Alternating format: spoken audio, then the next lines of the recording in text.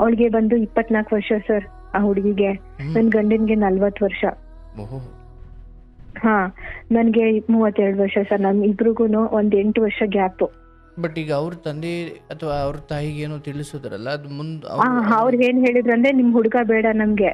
ನಮ್ಮ ಅತ್ತೇನು ಫೋನ್ ಮಾಡ್ಬಿಟ್ಟು ಹೇಳಿದ್ರು ಸರ್ ಅವ್ರಿಗೆ, ನಮ್ಮ ಸುಮ್ನೆ ನನ್ನ ಸೊಸೆನು ಎಲ್ಲಾದ್ರೂ ಹೋಗ್ಬಿಟ್ಟು ಸತ್ತೋಗ್ತಾಳಂತೆ, ಈ ತರ ನಿಮ್ಮ ಹುಡುಗಿ ನಮ್ಮ ಹುಡುಗನ್ನ ಈ ತರ ಮಾಡಿಸ್ದಾಳಲ್ಲ, ಹಿಂದೂ ಹುಡುಗಿಯಾಗಿ, ಈ ತರ ಎಲ್ಲ ಸರಿನಾ, ಇವನೊಬ್ಬ ಬಂದು ಮುಸ್ಲಿಂ ಹುಡುಗ, ಈ ತರ ಎಲ್ಲ ಮಾಡೋದೆಲ್ಲ ತಪ್ಪಲ್ವಾ ಅಂತಂದಕ್ಕೆ, ಇಲ್ಲ ನಮ್ ಹುಡುಗ ಬೇಡ, ನಿಮ್ಗೆ ಬೇಡವೇ ಬೇಡ ಅಂತಾಳೆ. ಆ ಹುಡುಗಿ ಏನ್ ಹೇಳ್ತಾಳೆ, ನಾನು ಲಾಯರ್ ಕಡೆಯಿಂದ ಲೀಗಲ್ ನೋಟಿಸ್ ಕಳಿಸ್ತೀನಿ. ನಮಸ್ತೆ ನವ್ವ, ಎಲ್ಲಿಂದ ಫೋನ್ ಮಾಡ್ತಿರೋದು? ಸರ್ ನನ್ನ ವಾಯ್ಸ್ ಕೇಳಿಸ್ತಿದ್ಯಾ ಸರ್ ನಿಮ್ಗೆ? ಅಯ್ಯೋ, ಕೇಳಿಸ್ತಾ ಇದೆ. ನನ್ನ ಧ್ವನಿ ಕೇಳಿಸ್ತಿದ್ಯಾ? ಹಾ ಸರ್, ಕೇಳಿಸ್ತಾ ಇದೆ. ನನಗೆ ತುಂಬಾ ಸಂತೋಷ ಆಗ್ತಿದೆ ಸರ್. ನಾನು 2-3 months ಇಂದ ನಿಮ್ ಪ್ರೋಗ್ರಾಮ್ ನೋಡ್ತಾ ಇದ್ದೆ, ಹಾಗಾಗಿ ಇವಾಗ ತಾನೇ ಲೈನ್ ಸಿಕ್ತು, ತುಂಬಾ ಖುಷಿ ಆಗ್ತಿದೆ ಸರ್ ಮಾತಾಡ್ತಿದ್ದೆ. ಥ್ಯಾಂಕ್ ಯು, ಬಹಳ ಸಂತೋಷ. ಚೆನ್ನಾಗಿದ್ದೀರಾ? ಹಾ ಸರ್, ನಾನು ಚೆನ್ನಾಗಿದ್ದೀನಿ. ನೀವು ಚೆನ್ನಾಗಿದ್ದೀರಾ ಸರ್? ಬಹಳ ಚೆನ್ನಾಗಿದ್ದೀನವ್ವ. ಏನು ಮಾಡ್ಕೊಂಡಿರೋದು? ಸರ್ ನಾನು ಆಕ್ಚುಲಿ ನಂದು MSc B.Ed ಆಗಿದೆ. ಓಕೆ, ಎಷ್ಟು ವರ್ಷ ನಿಮಗೆ? ಸರ್ ನನಗೆ ಇವಾಗ 32 years. 32 ವರ್ಷ. ಹೌದು. ಕಾರ್ಯಕ್ರಮ ಅಂದ್ರೆ 4-5 ತಿಂಗಳಿಂದ ನೋಡ್ತಿದ್ದೀರಿ ಅಂತ? ಹಾ ಇಲ್ಲ ಸರ್, 4-5 ತಿಂಗಳಿಂದ ಇಲ್ಲ, 2 months ಇಂದ ನೋಡ್ತಾ ಇದ್ದೀನಿ ಸರ್. ಓಕೆ, ಆಗ್ಲಿ. ಬಟ್ ಕರೆ ಮಾಡ್ಲಿಕ್ಕೆ ತುಂಬಾ ಸಾರಿ ಪ್ರಯತ್ನ ಪಟ್ಟಿದ್ದು ಹೌದು? ಹೌದು, ಪ್ರಯತ್ನ ಪಟ್ಟಿದೆ. ಬಟ್ ಈಗ ತಾನೇ ಮಾಡ್ತಾ ಇದೆ. ಅದೇನೋ ಗೊತ್ತಿಲ್ಲ ಸರ್, ನನ್ ಲಕ್ಕಿ ಅನ್ಸುತ್ತೆ. ನಾನು ಇಷ್ಟಿನ ವಾಟ್ಸಪ್ ಅಲ್ಲೂ ಮೆಸೇಜ್ ಮಾಡಿದ್ದೆ ಪರ್ಸನಲ್ ಕೌನ್ಸಿಲಿಂಗ್ಗೆ ಅಂತ ಅನ್ಬಿಟ್ಟು, ಬಟ್ ಅದು ನನಗ್ ಸಿಗ್ಲಿಲ್ಲ. ಇವಾಗ ನಂಗೆ ತುಂಬಾ ಖುಷಿ ಆಗ್ತಿದೆ ಸರ್ ಮಾತಾಡ್ತಿರೋದು. ಒಳ್ಳೇದಾಗ್ಲವ, ಏನು ತೊಂದರೆ ಇಲ್ಲ. ಬಹುಶಃ 2 ತಿಂಗಳಿಗೆ ಸಿಕ್ಕಿರೋದು ಬಹಳ ಕಡಿಮೆ ನನ್ನ ಪ್ರಕಾರ. ಹೌದು ಸರ್, ಹೌದು. ದೇವ್ರ ಒಂಥರ ನನ್ಗೇನೋ ಸಿಕ್ತಂಗೆ ಒಳ್ಳೆ, ನನ್ ಮಾತು ಬರ್ತಿಲ್ಲ ಸರ್ ಹೇಳೋದಕ್ಕೆ, ಏನ್ ಹೇಳ್ಬೇಕು. ಆಗ್ಲಿ ನೋಡಿ, ಆ ತಡವರಿಸುವಿಕೆಯೇ ಹೇಳ್ತಾ ಇದೆ ನೀವು ಇದ್ರ ಕುರಿತಾಗಿ ಎಷ್ಟು ಅಭಿಮಾನ ಅಥವಾ ನಂಬಿಕೆ ಹೊಂದಿದ್ದೀರಿ ಅಂತ. ಇಲ್ಲಿಂದ ಒಳ್ಳೇದೇ ಆಗ್ಲವ. ಏನಾದ್ರೂ ಹಂಚಿಕೊಳ್ಳೋದಿದೆಯಾ? ಹೌದು ಸರ್, ಹಂಚ್ಕೊಳ್ಳೋದಿದೆ. ನಿಮ್ಮಿಂದ ಸಜೆಷನ್ಸ್ ಕೂಡ ತಗೋಬೇಕಾಗಿದೆ ಸರ್ ನಾನು. ಹೇಳುವ, ಏನು ವಿಚಾರ? ಸರ್ ಆಕ್ಚುಲಿ ನಾನು ನಮ್ಮ ಅಪ್ಪ ಅಮ್ಮನಿಗೆ ನಾವಿಬ್ರು ಹೆಣ್ಮಕ್ಳು. ನಮ್ಮ ಅಕ್ಕ ಬಂದು BSc ಮಾಡಿದ್ದಾಳೆ, ಅವಳು ಟೀಚರ್ ಆಗಿ ವರ್ಕ್ ಮಾಡ್ತಿದ್ಲು. ನಾನು MSc ಮಾಡ್ಬೇಕಾದ್ರೆ ನನ್ಗೆ ಫೇಸ್ಬುಕ್ ಅಲ್ಲಿ ಒಬ್ರು ಮ್ಯೂಚುವಲ್ ಫ್ರೆಂಡ್ ಇಂದ ಒಬ್ರು ಪರಿಚಯ ಆದ್ರು. ಒಂದ್ ನಿಮಿಷ, ನೀವ್ ಎಷ್ಟು ಜನ ಮಕ್ಕಳು ಅಂದ್ರಿ? ಇಬ್ರು ಸರ್, ಇಬ್ರು ಹೆಣ್ಮಕ್ಳು ನಮ್ಮ ಅಪ್ಪ ಅಮ್ಮನಿಗೆ. ನಮ್ಮ ಅಕ್ಕ ಸಾರಿ ಸರ್, ಅಪ್ಪ ಅಮ್ಮ ಏನ್ ಕೆಲಸ ಮಾಡ್ತಿದ್ರು? ಅಪ್ಪ ಬಿಸ್ನೆಸ್ ಮಾಡ್ತಾರೆ, ಅಮ್ಮ ಹೌಸ್ ವೈಫ್ ಆಗಿದ್ರು. ಸೊ ಒಂದೊಳ್ಳೆ ಬದುಕನ್ನೇ ಬದುಕುದ್ರಿ ಬಾಲ್ಯದಲ್ಲಿ ಅಂತ, ಏನ್ ತೊಂದರೆ ಇಲ್ಲ? ಹೌದು ಸರಿ, ಆತರ ಏನಿಲ್ಲ. ಅಪ್ಪ ಅಮ್ಮ ಚೆನ್ನಾಗಿ ಓದಿಸಿದ್ರು. ನನ್ ಮಾಸ್ಟರ್ ಡಿಗ್ರಿ ಮಾಡ್ತಿದ್ದೆ. ಅವಾಗ ಒಬ್ರು ನನ್ಗೆ ಫೇಸ್ಬುಕ್ ಅಲ್ಲಿ ಮ್ಯೂಚುವಲ್ ಫ್ರೆಂಡ್ ಇಂದ ಒಬ್ರು ಪರಿಚಯ ಆದ್ರು ಸರ್. ಓಕೆ, ಅಂದ್ರೆ ಈ ಮಾಸ್ಟರ್ ನಮ್ಮ ಹಳ್ಳಿ ಕಡೆಯವ್ರಿಗೆ ಗೊತ್ತಾಗ್ಲಿ, ಇದು ಹೆಂಗೆ ಅಂದ್ರೆ PUC ಆದ್ಮೇಲೆ ಏನ್ ಓದಿದ್ರಿ? ನಾನು PUC ನಲ್ಲಿ PCMB ತಗೊಂಡಿದ್ದೆ. ಆಮೇಲೆ BSc MSc BSc ಬಯಾಲಜಿ ತಗೊಂಡು ಮಾಡಿದೆ. ಅದು BSc 3 ವರ್ಷ ಸರ್. ಅಂದ್ರೆ PUC 2 ವರ್ಷ ಆದ್ಮೇಲೆ ಅದು 3 ವರ್ಷ. 3 ವರ್ಷ ಮಾಡಿದೆ. ಆಮೇಲೆ ನಮ್ಮೂರಲ್ಲೇನೆ B.Ed ಕೂಡ ಕಂಟಿನ್ಯೂ ಮಾಡಿದೆ. ಶುರುವಾದ ಕಾಲದಲ್ಲಿ ಏನೋ ಮಾಸ್ಟರ್ ಅಂದ್ರಲ್ಲ, ಅದೇನು, ಅದು ಯಾವಾಗ? Master degree sir, master in science ಅಂತ. MSc. ನಿಮ್ಮ ಎಷ್ಟನೇ ವಯಸ್ಸಲ್ಲಿ? ನನ್ನ 23 years ಅಲ್ಲಿ ಸರ್. ಬಟ್ ಅಲ್ಲಿವರೆಗೂ ಅಂತದ್ದೇನು ಆಕರ್ಷಣೆ ಬದುಕಲ್ಲಿ ಅಥವಾ ಅಂತದ್ದೇನು ಇಲ್ಲ ಸರ್, ಆತರ ಏನು ಆಗಿರ್ಲಿಲ್ಲ ಸರ್ ನನ್ಗೆ. ಅವಾಗ ನೀವು? ಇಲ್ಲ ಸರ್, ಆತರ ಏನು ಬೇಸಿಕ್ ಸೆಟ್ ಇತ್ತು ಮನೆಯಲ್ಲೇನೆ. ಬಟ್ ಇವ್ರು ಹೆಂಗ್ ಪರಿಚಯ ಆದ್ರು? ಹಲೋ, ಅಲ್ಲ, ಇವ್ರು ಹೆಂಗ್ ಪರಿಚಯ ಆದ್ರವ್ವ? ಸರ್ ನನ್ಗೆ ಫೇಸ್ಬುಕ್ ಅಲ್ಲಿ ನಾನು ಅವಾಗ MSc ಅಲ್ಲಿ ಹೊಸ ಫೋನ್ ತಕ್ಕೊಟ್ಟಿದ್ರು ಮನೆಯಲ್ಲಿ. ಹಾಗಾಗಿ ಒಂದ್ ನಿಮಿಷ, ಅಲ್ಲಿವರೆಗೂ ನೀವು ಮನೆ ಫೋನ್ ಅನ್ನಿ ನೀವು ಬಳಸ್ತಾ ಇದ್ರಿ? ಹೌದು ಸರ್. ಅವಾಗ ನನ್ಗೆ ಯಾರು ಪರಿಚಯ ಇರ್ಲಿಲ್ಲ. ಆಗ MSc ಅಂದ್ರೆ ಸ್ವಲ್ಪ ನೋಟ್ಸ್ ಎಲ್ಲ ಬರೆಯೋದಿರುತ್ತೆ, ರೆಕಾರ್ಡ್ಸ್ ಎಲ್ಲ ಬರೆಯೋದಿರುತ್ತೆ. ಹಾಗಾಗಿ ಹಾ ಸರ್, ಅದಕ್ಕೆ ಚೆನ್ನಾಗಿ ಓದಿದ್ರು. ಒಂದು ಫೋನ್ ಕೊಟ್ಬಿಟ್ಟಿದ್ರೆ ಮುಗ್ದಿತ್ತು. ಏನಾದ್ರೂ ಮಾಡೋದಕ್ಕೆ ಮಾಟ ಮಂತ್ರ ಮಾಡಿಸ್ಬೇಕಿಲ್ಲ, ಒಂದು ಫೋನ್ ಕೊಡ್ಸಿದ್ರೆ ಸಾಕು. ಸೊ ಅಲ್ಲಿವರೆಗೂ ಮನೆ ಫೋನ್ ಅನ್ನೇ ಬಳಸ್ತಾ ಇದ್ರಿ. ಬಟ್ ಫೋನ್ ಕೊಡ್ಸಿದ್ರು? ಚಿಕ್ಕದೊಂದು ಫೋನ್ ಕೊಡ್ಸಿದ್ರು. ಅದ್ರಲ್ಲಿ ಫೇಸ್ಬುಕ್ ಅಲ್ಲಿ ಒಬ್ರು ಮ್ಯೂಚುವಲ್ ಫ್ರೆಂಡ್, ನನ್ನ ಫ್ರೆಂಡ್ ಒಬ್ರು ಇದ್ರು. ಹ್ಮ್ ಸೊ ಅವರು ಪರಿಚಯ ಆದ್ರು ಸರ್. ಅವರು ಆಕ್ಚುಲಿ ನಾನು ಮುಸ್ಲಿಂ ಗರ್ಲ್ ಸರ್. ಅಂದ್ರೆ ನೀವು ಮುಸ್ಲಿಂ ಮುಸ್ಲಿಂ ಮಾತ್ರ. ಅಂತ? ಹೌದು ಸರ್, ನಾನು ಓಕೆ ಮುಸ್ಲಿಂ. ಓಕೆ, ಹೇಳುವ. ಅವರು ಸಹ ಮುಸ್ಲಿಮೇ, ನನ್ ಪರಿಚಯ ಆದವರು ಸಹ ಮುಸ್ಲಿಮೇನೆ. ಹ್ಮ್ ಅವರು ಅವ್ರ ಕಡೆ ರಿಲೇಟಿವ್ಸ್ ಎಲ್ಲ ಬಂದು ಒಳ್ಳೆ ಪ್ರಸ್ತುತ ಈಗ ನ್ಯೂಸ್ ಚಾನೆಲ್ಗಳಲ್ಲೆಲ್ಲ ಒಳ್ಳೆ ಆಂಕರ್ಸ್ ಗಳಾಗಿ ವರ್ಕ್ ಮಾಡ್ತಿದ್ರು. ಹ್ಮ್ ಹಾಗಾಗಿ ಅವ್ರ ಪರಿಚಯ ಇದ್ರು. ನಂದು ಒಳ್ಳೆ ಬ್ಯಾಕ್ ಗ್ರೌಂಡ್ ಇತ್ತು. ನಾನು ಮಾಸ್ಟರ್ ಡಿಗ್ರಿ ಮಾಡಿದ್ದಾಳೆ, ಇವಳು ಹುಡುಗಿ ಮಾಡಿದ್ದಾಳೆ ಅಂತ ನಾನು ಅವ್ರ ಜೊತೆ ಮಾತಾಡ್ದೆ, ಆ ಹುಡುಗನ್ ಜೊತೆ. ಹ್ಮ್ ಅವರು ಅವ್ರ ಅಮ್ಮನ್ ಪರಿಚಯ ಮಾಡ್ಕೊಟ್ರು. ಹ್ಮ್ ಹಾಗ ಅವ್ರ ಫ್ಯಾಮಿಲಿ ಮೆಂಬರ್ಸ್ನೆಲ್ಲ ಪರಿಚಯ ಮಾಡ್ಕೊಟ್ರು. ನಾನು ಹಾಗೇನೆ ನನ್ನ ಫ್ಯಾಮಿಲಿ ಮೆಂಬರ್ಸ್ನೆಲ್ಲ ಅವ್ರಿಗೆಲ್ಲ ಪರಿಚಯ ಮಾಡ್ಕೊಟ್ಟೆ. ಹ್ಮ್ ಆಸ್ ಎ ಫ್ರೆಂಡ್ ಆಗೇ ಇದ್ವಿ ಸರ್ ನಾವಿಬ್ರು. ಬಟ್ ಆರಂಭದಲ್ಲಿ ಆಮೇಲೆ ಪರಿಚಯ ಆಗಬೇಕು ಅಥವಾ ಪರಿಚಯ ಅಂದ್ರೆ ಫ್ರೆಂಡ್ ತುಂಬಾ ಜನ ಇರ್ತಾರೆ, ಬಟ್ ಇವ್ರನ್ನೇ ಪರ್ಟಿಕ್ಯುಲರ್ ಆಗ್ಲಿಕ್ಕೆ ನಿಮಗಲ್ಲ ಅಂಥದ್ದೊಂದು ಭಾವನೆ ಇದ್ದಿದ್ದು ಹೌದಾ? ಹಾ ಭಾವನೆ ಇತ್ತು, ಬಟ್ ಇಬ್ರು ಹಂಚ್ಕೊಂಡಿರ್ಲಿಲ್ಲ ಸರ್. ಆ ಫೀಲಿಂಗ್ಸ್ ಯಾವತ್ತು ನಾನು ಹೇಳ್ಕೊಂಡಿರ್ಲಿಲ್ಲ, ಇವರು ಸಹ ಹೇಳ್ಕೊಂಡಿರ್ಲಿಲ್ಲ. ಅವ್ರ ತಾಯಿ ಇವ್ರ ಅಥವಾ ಅವ್ರನ್ನ ಮನೆಯವ್ರನ್ನೆಲ್ಲ ಪರಿಚಯ ಮಾಡೋ ಸಮಯದಲ್ಲೂ ಅದು ಅಂತರಂಗದಲ್ಲಿ ಇತ್ತಾದ್ರೂ ಬಾಯ್ಬಿಟ್ಟು ಯಾರು ಫ್ರೆಂಡ್, ನನ್ನೊಬ್ರು ಫ್ರೆಂಡ್ ಇದ್ದಾರೆ ಮಾತಾಡಿ ಅಂತ ಅವ್ರ ಅಮ್ಮನ್ ಕೊಟ್ಟಿದ್ರು. ಸೊ ಹಾಗಾಗಿ ನಾನು ಸರಿ ಆಯ್ತು ಅಮ್ಮ ಅಂತ ಅಂದ್ಬಿಟ್ಟೆ, ನಾನ್ ಮಾತಾಡ್ದೆ. ಅವಾಗ ನಾನು ಓದ್ತಾ ಇದ್ದೆ, ನಮ್ಮ ಅಕ್ಕನ್ಗೆ ಇನ್ನೂ ಮದ್ವೆ ಆಗಿರ್ಲಿಲ್ಲ ಆ ಟೈಮಲ್ಲಿ. ನಾನು ಆವಾಗ್ಲೂ ಓದ್ತಿದ್ದೆ, ಅವಳು ಕೆಲ್ಸದಲ್ಲಿದ್ಲು. ಓಕೆ. ಸೊ ಆಮೇಲೆ ಅವ್ರಮ್ಮ ಈ ತರ ಓದ್ತಿದ್ಯಲ್ಲ, ನಾನು ಹುಡುಗನ್ಗೆ ನಾವು ನೋಡ್ತಾ ಇದೀವಿ, ಹೆಣ್ಣು ನೋಡ್ತಾ ಇದೀವಿ, ನೋಡಮ್ಮ ಅಂತ ಅಂದ್ರು. ಸರಿ ಆಯ್ತು, ನಾನ್ ಮನೇಲಿ ಹೇಳಕ್ಕಾಗಲ್ಲ ಆಂಟಿ, ನೀವು ಮನೇಲಿ ಬಂದು ಕೇಳಿ ಮಾತಾಡಿ ಅಂತ ಅಂದ್ಬಿಟ್ಟು ನಮ್ಮ ದೊಡ್ಡ ಏನಂದ್ರು ಅಂದ್ರೆ ಹುಡುಗಿ ನೋಡಿ ಅಂತಲೋ ಅಥವಾ ನೀನೇ ಟ್ರೈ ಮಾಡು ಅಂತಲೋ? ನೀನೇ ನೋಡಮ್ಮ, ನಿನ್ ಫ್ರೆಂಡ್ ಅಂತ ಹೇಳ್ತಿದ್ಯಲ್ಲ ನೋಡಮ್ಮ ಅಂತ ಅಂದ್ರು. ನಾನು ಹೇಳ್ದೆ ಏನನ್ಬೇಕಿತ್ತು, ನಮ್ಮ ಹುಡುಗ ಇಂಡೈರೆಕ್ಟ್ ಆಗಿ ಅವರು ಇದ್ರೆ ನೋಡಮ್ಮ ಅನ್ಬೇಕಿತ್ತು. ಸರ್ ಆಯ್ತು, ನನ್ ಮನ್ಸಲ್ಲೂ ಇತ್ತಲ್ಲ ಸರ್ ಅದು. ಓಕೆ. ಸೊ ಹಾಗಾಗಿ ನಾನು ಆಯ್ತು, ನಮ್ಮ ಮನೆಯವ್ರು, ನಮ್ಮ ಅತ್ತೆ ಫೋನ್ ನಂಬರ್ ಕೊಟ್ಟೆ ಅವ್ರಿಗೆ.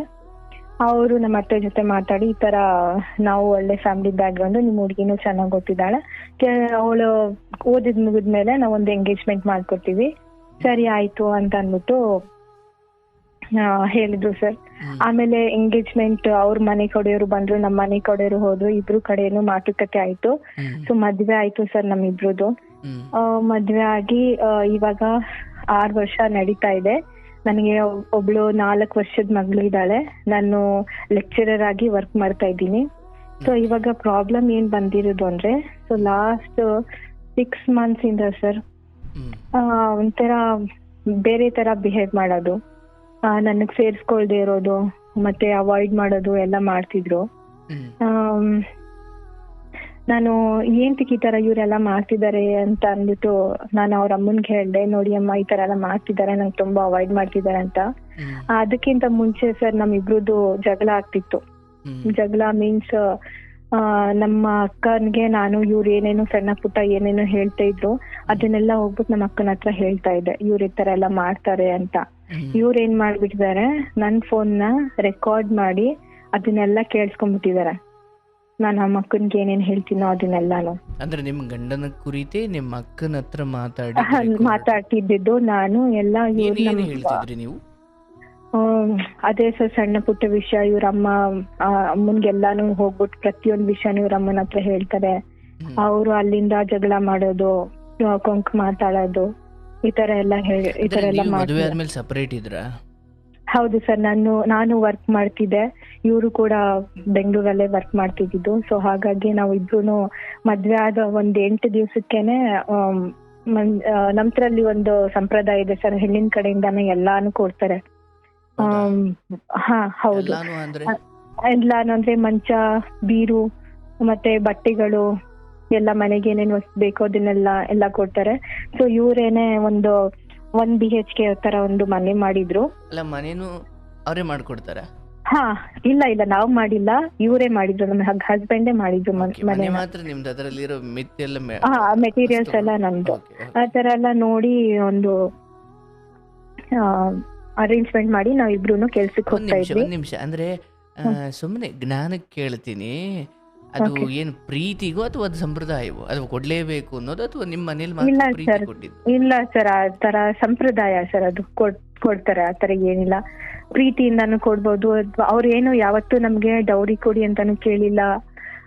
ನೀವು ಇದೇ ನಿಮ್ ಹುಡುಗಿ ಕೊಡ್ಬೇಕು ಒಡವೆ ವಸ್ತ್ರ ಅಂತಾನು ಏನು ಕೇಳಿಲ್ಲ. ಇನ್ನು ಚೆನ್ನಾಗೆ ನೋಡ್ಕೋತಾರೆ ಸರ್ ನನಗೆ. ಊಟದಿಂದ ಬಟ್ಟೆಯಿಂದ. ಖುಷಿ ಇದೆಯಾ ಏನ್ ಸರ್? ನಿಮ್ಮ ಅತ್ತೆ ಕುರಿತು ನಿಮಗೆ ಆರಂಭದಲ್ಲಿ ಖುಷಿ ಇದೆಯಾ? ಖುಷಿ ಅಂದ್ರೆ ಅತ್ತೆದಿರೆಲ್ಲ ಗೊತ್ತಲ್ಲ ಸರ್ ನಿಮ್ಗೆ, ಅವ್ರು ಯಾವ ತರ ಇರ್ತಾರಂತ. ಬ್ರಹ್ಮನಿಂದ ಮಾಡಿಸ್ಕೊಂಡು ಬಂದ್ರು ಬಟ್ ಒಳ್ಳೆಯವರೇ ಸರ್. ಹೇಳ್ಬೇಕು ಅಂದ್ರೆ ನಮ್ಮ ಅತ್ತೆನೂ ಒಳ್ಳೆಯವ್ರೆ, ನಮ್ಮ ಮಾವ, ನಮ್ಮ ನಾದ್ನಿದಿರು ಎಲ್ಲಾರು ಒಳ್ಳೆಯವ್ರೆ. ಇವರು ನಮ್ಮ ಹಸ್ಬೆಂಡ್ ಒಳ್ಳೆಯವರ ಆಗಿದ್ರು ಸರ್.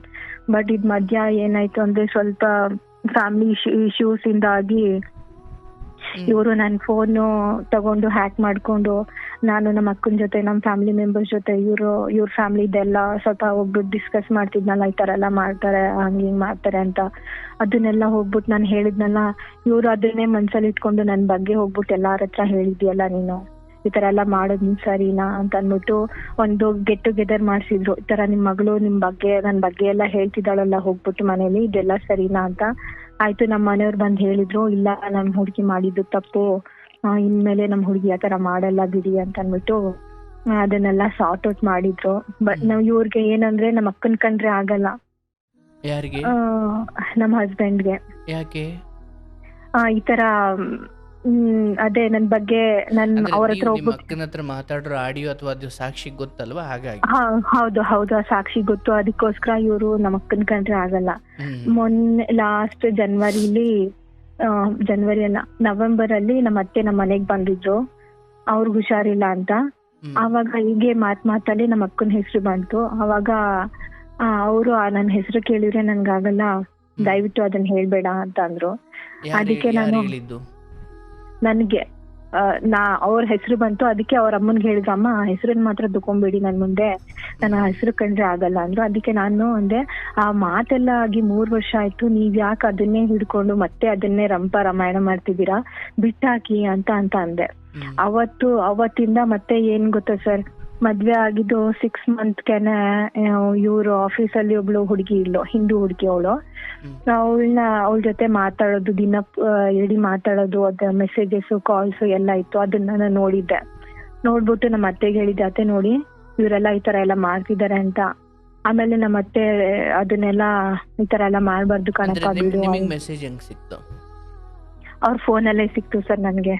ಅಲ್ಲ, ಫೋನಲ್ಲಿ ಹೌದು, ಬಟ್ ಅದನ್ನೇ ಅಂದ್ರೆ ಇಂಥದ್ದೇನೋ ಮಾಡಿದಾಗ ಸಾಮಾನ್ಯವಾಗಿ ಮುಚ್ಚಿಡೋ ಪ್ರಯತ್ನವನ್ನೇ ಮಾಡ್ತಾರೆ. ಬಟ್ ನಿಮ್ಗೆ ಹೆಂಗ್ ಸಿಕ್ತು? ಸರ್ ನನಗೆ ಡೌಟ್ ಬಂತು, ಯಾಕಂದ್ರೆ ನಾನು ಮದ್ವೆ ನಮ್ದು ಎಂಗೇಜ್ಮೆಂಟ್ ಆಗಿತ್ತಲ್ಲ, ಆವಾಗ ಹೊಸ ಮದ್ವೆ ಆಗಿತ್ತು. ಮದ್ವೆ ಆಗಿ ನಮ್ಮ ಅಮ್ಮನ ಮನೆಗೆ ಕರ್ಕೊಂಡ್ ಬರ್ತಾರಲ್ಲ ಸರ್, ಅವಾಗ ಇವರು ಮದುವೆ ಆಗಿ ಇನ್ನು ಹೊಸದು ಅಂತ. ಮದ್ವೆ ಆಗಿ ಹೊಸರಲ್ಲಿ. ಹೌದು ಸರ್, ನಾನು ಕನ್ನಡ ಸ್ವಲ್ಪ ತೊಂದ್ರೆ ನನ್ಗೆ ಅರ್ಥವಾಗುತ್ತೆ, ಕೇಳಿಸ್ಕೊಳ್ಳೋರು ಅಪಾರ್ಥ ಮಾಡ್ಕೊಳ್ಬಾರ್ದು. ಮದ್ವೆ ಆಗಿ ಹೊಸದ್ರಲ್ಲಿ ಕಾರಲ್ಲಿ ಹಿಂಗೆ ಬರ್ತಿರ್ಬೇಕಾದ್ರೆ ಇವ್ರು ಮೊಬೈಲ್ ಕೊಟ್ಬಿಟ್ಟು ನನ್ನ ಕೈಲಿ ಹೋಗಿದ್ರು. ಸೊ ಅವಾಗ ನಾನು ಇವ್ರದ್ದು ಹಳೆಯ ಲವರ್ದು ಫೋಟೋಸ್ ಎಲ್ಲ ನೋಡಿದ್ದೆ, ಫೋಟೋಸ್ ಇಬ್ರು ಜೊತೆದೆಲ್ಲ ನೋಡಿದ್ದೆ ಸರ್ ನಾನು. ಮತ್ತೆ ಆಮೇಲೆ ನಾನು ನೋಡ್ಕೊಂಡು, ಅಯ್ಯೋ ಪಾಸ್ಟ್ ಅಲ್ವಾ ಬಿಡು, ಇವಾಗ ನಾನ್ ಇವ್ರ ಜೊತೆ ಇದೀನಲ್ಲ, ಸೊ ಹಾಗಾಗಿ ಏನು ಅದು ಎಲ್ಲಾ ಹುಡುಗರ್ದು ಅದು ಪಾಸ್ಟ್ ಇದ್ದೇ ಇರುತ್ತೆ, ಅದನ್ನೆಲ್ಲ ನಾನು ಮರ್ತು ಇವಾಗ ನಾನು ಪ್ರೆಸೆಂಟ್ ಇವ್ರು ಅಷ್ಟೇ ಯೋಚನೆ ಮಾಡ್ಬೇಕು ಅಂತ ಅನ್ಕೊಂಡು ಹೋಗ್ತಿದ್ದೆ. ಬಟ್ ಮದ್ವೆ ಆಗಿ 6 ಮಂತ್ಸ್ ಅಲ್ಲೇ ಇವ್ರು ಏನ್ ಮಾಡಿದ್ರು, ಬೇರೆ ಹುಡುಗಿ ಜೊತೆ ಮೆಸೇಜಸ್ ಮಾಡೋದು, ಕಾಲ್ಸ್ ಮಾಡೋದು. ನಾನು ಇದ್ದಾಗ್ಲೇನೆ ಹಿಂಗ್ 6 ಮಂತ್ಸ್ಗೆನೆ ಹಿಂಗ್ ಮಾಡ್ತಿದಾರಲ್ಲ ಅಂತ ಅನ್ಬಿಟ್ಟು ಇವ್ರ ಅಮ್ಮನ್ಗೆ ಹೇಳಿದ್ದೆ. ಹೇಳಿದ್ನಲ್ಲ. ಆಮೇಲೆ ಅವ್ರಮ್ಮ, ಇಲ್ಲಪ್ಪ ಈ ತರ ಎಲ್ಲ ಮಾಡ್ಬಾರ್ದು, ಆಯ್ತು ಹೋಗ್ಲಿ ಬಿಡು, ಹಂಗೆಲ್ಲ ಮಾಡ್ಬಾರ್ದು ಅಂತ ಅನ್ಬಿಟ್ಟು ಅದು ಅಲ್ಲಿಗೆ ಕಟ್ ಆಯ್ತು. ನಾನು ಆಯ್ತು, ಆಮೇಲೆ ಇವರು ಸ್ಟಾಪ್ ಮಾಡಿದ್ರು, ಅಲ್ಲಿಗೆ ಸ್ಟಾಪ್ ಆಯ್ತು. ಮತ್ತೆ ಇನ್ನೊಬ್ಳು ಹುಡುಗಿ ಇದ್ಲು, ಅವಳು ಬಂದು ಬೇರೆ ಸ್ಟೇಟ್ ಅವಳು ಸರ್. ಅವ್ರು ಬೇರೆ ಸ್ಟೇಟ್ ಅಲ್ಲೂ ಕೂಡ ವರ್ಕ್ ಮಾಡಿದ್ರಂತೆ. ಆ ಹುಡುಗಿ ಬೇರೆ ಗುಜರಾತ್ ಅಲ್ಲಿ ಒಬ್ಳು ಹುಡುಗಿ ಇದ್ಲು. ಸೊ ಅಲ್ಲಿ ವರ್ಕ್ ಮಾಡ್ತಿದ್ರಂತೆ ಇವರು. ಆ ಹುಡುಗಿ ಜೊತೆ ಮತ್ತೆ ಒಂದು 3 years ಬ್ಯಾಕ್ ಮತ್ತೆ ಅವಳ ಜೊತೆ ಫೋನಲ್ಲಿ ಮೆಸೇಜ್ ಎಲ್ಲ ಮಾತಾಡೋದು ಹಂಗೆಲ್ಲ ಮಾಡ್ತಿದ್ರು. ನಾನು ಆ ಹುಡುಗಿದು ನಂಬರ್ ತಗೊಂಡಿದ್ದೆ ಇವ್ರ ಫೋನಲ್ಲೇ. ಈ ಹಿಂದೂ ಹುಡುಗಿದ್ ಮುಗೀತು, ಯಾವ್ದು ಸರ್? 6 ಮಂತ್ಸ್ ಹಿಂದೂ ಹುಡುಗಿದು ಮುಗೀತು, ಅಲ್ಲಿಗೆ ಚಾಪ್ಟರ್ ಕ್ಲೋಸ್ ಆಯ್ತು. ಗುಜರಾತ್ ಇದು ಬೇರೆ. ಇವಳು ಮುಸ್ಲಿಂ ಹುಡುಗಿನೇ, ಗುಜರಾತ್ ಅವಳು ಮುಸ್ಲಿಂ ಹುಡುಗಿನೇ. ಅವಳು ಮತ್ತೆ ಫೋನ್ ಮಾಡಿ ನಾನು ಅವಳಿಗೆ ಬೈದೆ, ಈ ತರ ಮದ್ವೆ ಆಗಿದೆ ಅವ್ರಿಗೆ, ನೀವ್ ಈ ತರ ಎಲ್ಲ ಫೋನ್ ಮಾಡ್ಬೇಡ, ಮೆಸೇಜ್ ಮಾಡ್ಬೇಡ ಅಂತೆಲ್ಲ ಹೇಳ್ಬಿಟ್ಟು ಬೈದೆ. ಆಮೇಲೆ ಇವ್ರಿಗೂ ತಗೊಬಂದು ತೋರಿಸ್ದೆ, ನೋಡಿ ಈ ತರ ಎಲ್ಲ ಮೆಸೇಜ್ ಮಾಡಿದ್ದೀನಿ ನಾನು ಅಂತ. ಆಯ್ತು ಸರಿ ಆಯ್ತು ಬಿಡಿ ಅಂತ ಅಂದ್ಬಿಟ್ಟು ಅದು ಅಲ್ಲಿಗೆ ಎಂಡ್ ಆಯ್ತು. ಇವಾಗ 6 ಮಂತ್ಸ್ ಇಂದ ಏನ್ ಮಾಡ್ತಿದ್ದಾರೆ ಇವರು, ಪ್ರಸ್ತುತ ನ್ಯೂಸ್ ಚಾನಲ್ ಇದ್ರು, ಅದನ್ನ ಬಿಟ್ಟು ಬೇರೆ ಒಂದು ಕಂಪನಿಗೆ ಹೋದ್ರು. ಆ ಕಂಪನಿ ಬಂದು ಎಜುಕೇಶನ್ ಕಂಪನಿ. ಎಜುಕೇಶನ್ ಕಂಪನಿಲಿ ಇವರು ಫಸ್ಟ್ ಕೆಲ್ಸಕ್ಕೆ ಸೇರಿದಾಗ ಬಂದ್ ಹೇಳಿದ್ ನನ್ಗೇನು ಅಂದ್ರೆ, ನನ್ ಪಕ್ಕ ಒಬ್ಳು ಹುಡುಗಿ ಕೂತ್ಕೊಂತಾಳೆ, ಹೆಂಗ್ಸು ಕೂತ್ಕೋತಾಳೆ ಅಂತಂದ್ರು. ಹೆಂಗ್ಸು ಅಂದಿದ್ದಕ್ಕೆ ನನಗ್ ಸ್ವಲ್ಪ ಸಮಾಧಾನ ಆಯ್ತು. ಯಾಕಂದ್ರೆ ನನ್ಗೆ ಏನ್ ಗೊತ್ತಾ ಸರ್, ಇವ್ರು ಎಲ್ಲಿ ಹೋಗ್ತಾರೋ ಅಲ್ಲಿ ಯಾವ ಹುಡುಗಿ ಜೊತೆ ಮಾತಾಡ್ತಾರೋ ಏನು ಅಂತ ನನಗೆ ಒಂಥರ ಭಯ. ಹೆಂಗ್ಸು ಅಂದಿದ್ದು ಯಾಕೆ ಬಂತು ಅಂದ್ರೆ, ಯಾಕಂದ್ರೆ ಇವ್ರು ನಾನ್ ನೋಡಿದ್ನಲ್ಲ ಸರ್ 2-3 ಸತಿ ನೋಡಿದ್ರಲ್ಲ ನೀವು? ನೋಡಿದ್ನಲ್ಲ ಸರ್ ನನ್ಗೆ, ಅದಕ್ಕೆ ನನ್ ಭಯ ಆಯ್ತು. ಹೆಂಗ್ಸು ಅಂದಿದ ತಕ್ಷಣ ನಾನು ಮದ್ವೆ ಆಗಿದ್ಯೇನೋ ಅನ್ಕೊಂಡೆ. ಬಟ್ ಇನ್ ಮದ್ವೆ ಆಗಿದ್ಯಾ ಅಂತ ಕೇಳ್ದೆ. ಇಲ್ಲ ಮದ್ವೆ ಆಗಿಲ್ಲ, ಅವಳಿಗೆ ಬಾಯ್ ಫ್ರೆಂಡ್ ಇದ್ದಾನೆ, ಅದೇ ಆಫೀಸಲ್ಲಿ ಕೆಲಸ ಮಾಡ್ತಾನೆ, ಇಬ್ರು ಜೊತೆಗೆ ಬರ್ತಾರೆ ಜೊತೆಗೆ ಹೋಗ್ತಾರೆ ಅಂದ್ರು. ಅವಾಗ ನಂಗೆ ಸ್ವಲ್ಪ ಸಮಾಧಾನ ಆಯ್ತು, ಅವ್ರ ಬಾಯ್ ಫ್ರೆಂಡ್ ಇದ್ದಾನಲ್ಲ ಅಂತ. ಸರಿ, ಇಬ್ರು ಮದ್ವೆ ಆಗಿಲ್ಲ, ನೀವೇ ಮದ್ವೆ ಮಾಡಿಸ್ಬಿಡ್ತಿದ್ರಿ ಸರ್ ಕೇಳ್ಕೊಳ್ಳಿ ನನ್ ಸ್ಟೋರಿನ ಸರ್, ಇನ್ನು ಇಂಟ್ರೆಸ್ಟಿಂಗ್ ಆಗಿದೆ. ಆಯ್ತು. ಆಮೇಲೆ ಇಲ್ಲ ಬಾಯ್ ಫ್ರೆಂಡ್ ಇದ್ದಾನೆ ಅಂತ. ಸರಿ ಆಯ್ತು ಅಂದ್ಬಿಟ್ಟು, ಇವ್ರು ಎಂತ ಅಂದ್ರೆ flood kind of person sir ಇವ್ರು. ಯಾರ ಹುಡುಗಿ ನೋಡ್ತಾರೆ ಫ್ಲರ್ಟ್ ಮಾಡೋದು ಆತರ. ಸೊ ಹಿಂಗೆ ನಡೀತಾ ಇತ್ತು. ಅದೇ ನಮ್ ಇದ್ರದ್ದು ಜಗಳ ಆಗಿತ್ತಲ್ಲ ಮಧ್ಯ.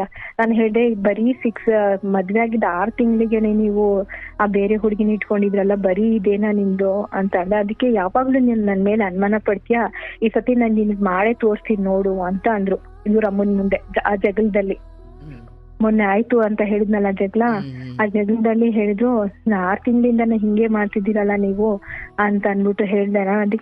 ಅದಕ್ಕೆ ಅವರು, ನಿನ್ ನನ್ ಮೇಲೆ ಅನುಮಾನ ಪಡ್ತೀಯಲ್ಲ, ನಾನ್ ಮಾಡಿ ತೋರಿಸ್ತೀನಿ ನೋಡು ಅಂತ ಅಂದ್ರು. ಸರಿ ಆಯ್ತು, ಅದೇನ್ ಮಾಡ್ಕೋತೀರಾ ಮಾಡ್ಕೊ ಹೋಗಿ ಅಂತ ಅಂದ್ಬಿಟ್ಟು ನಾನು ಕೋಪದಲ್ಲಿ ನಾನು ಸುಮ್ನಾಗ್ಬಿಟ್ಟೆ.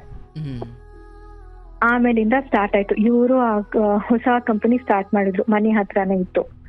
ಆ ಕಂಪ್ನಿಲಿ ಆ ಹುಡುಗಿ ಬೇರೆ ಕಡೆ ವರ್ಕ್ ಮಾಡ್ಬಿಟ್ಟು ಇವ್ರ ಆಫೀಸ್ಗೆ ಬಂದು ಒಂದು 9 o'clock ಇಂದ ಕೂತ್ಕೋತಿದ್ಲಂತೆ. ನನ್ಗೆ ಈ ವಿಷಯ ಗೊತ್ತಿಲ್ಲ.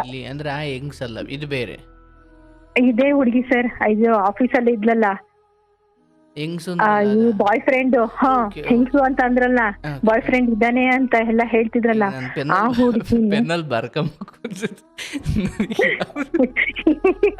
ಆ ಹುಡುಗಿನೇ ಇವ್ರ ಆಫೀಸಲ್ಲೇ ಬಂದು ಕೂತ್ಕೋತಿದ್ಲು.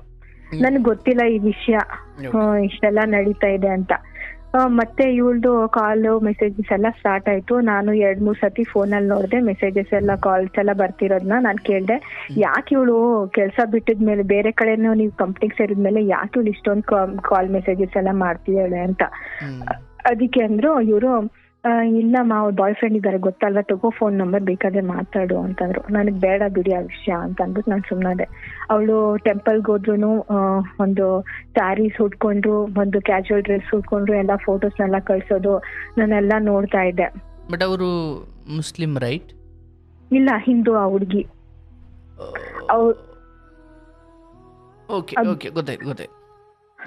ಹಿಂದೂ ಹುಡುಗಿ, ಇವಾಗ ಪ್ರೆಸೆಂಟ್ ನಡೀತಾ ಇರೋದು ಹೇಳ್ತಾ ಇರೋದು ಗೊತ್ತಾ ನಾನು, ಹಿಂದೂ ಹುಡುಗಿ ಅವಳು.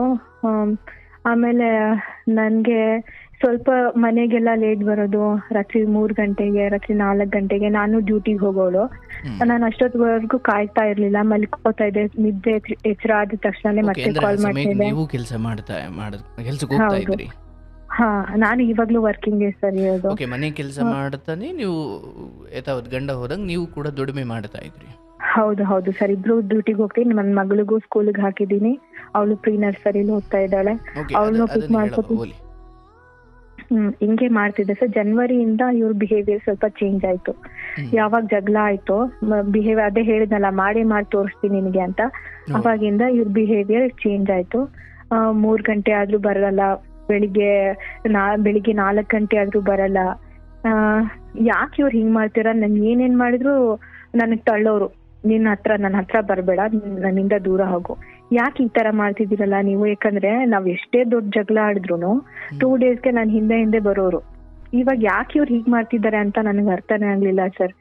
ಆಮೇಲೆ ನಮ್ಮ ಅತ್ತೆಗೆ ಹೇಳಕ್ ಸ್ಟಾರ್ಟ್ ಮಾಡ್ದೆ, ಅತ್ತೆ ಇವ್ರು ಯಾಕೋ ಈ ತರ ತುಂಬಾನೇ ನೆಗ್ಲೆಕ್ಟ್ ಮಾಡ್ತಿದ್ದಾರೆ ನನ್ ನೋಡಕ್ಕೆ, ಮತ್ತೆ ಬಿಹೇವಿಯರ್ ಎಲ್ಲ ತುಂಬಾ ಚೇಂಜ್ ಆಗಿದೆ ಅತ್ತೆ, ಯಾಕೋ ಗೊತ್ತಾಗ್ತಿಲ್ಲ ಅಂತ. ಅದಕ್ಕೆ ನಮ್ಮ ಅತ್ತೆ ಒಂದ್ ಹಿಂಟ್ ಕೊಟ್ರು, ಅವನು 3 ಗಂಟೆವರೆಗೂ 2 ಗಂಟೆವರೆಗೂ ಆಫೀಸಲ್ಲಿ ಏನ್ ಮಾಡ್ತಿರ್ತಾನೆ ಹೋಗ್ ನೋಡಮ್ಮ ಅಂತ.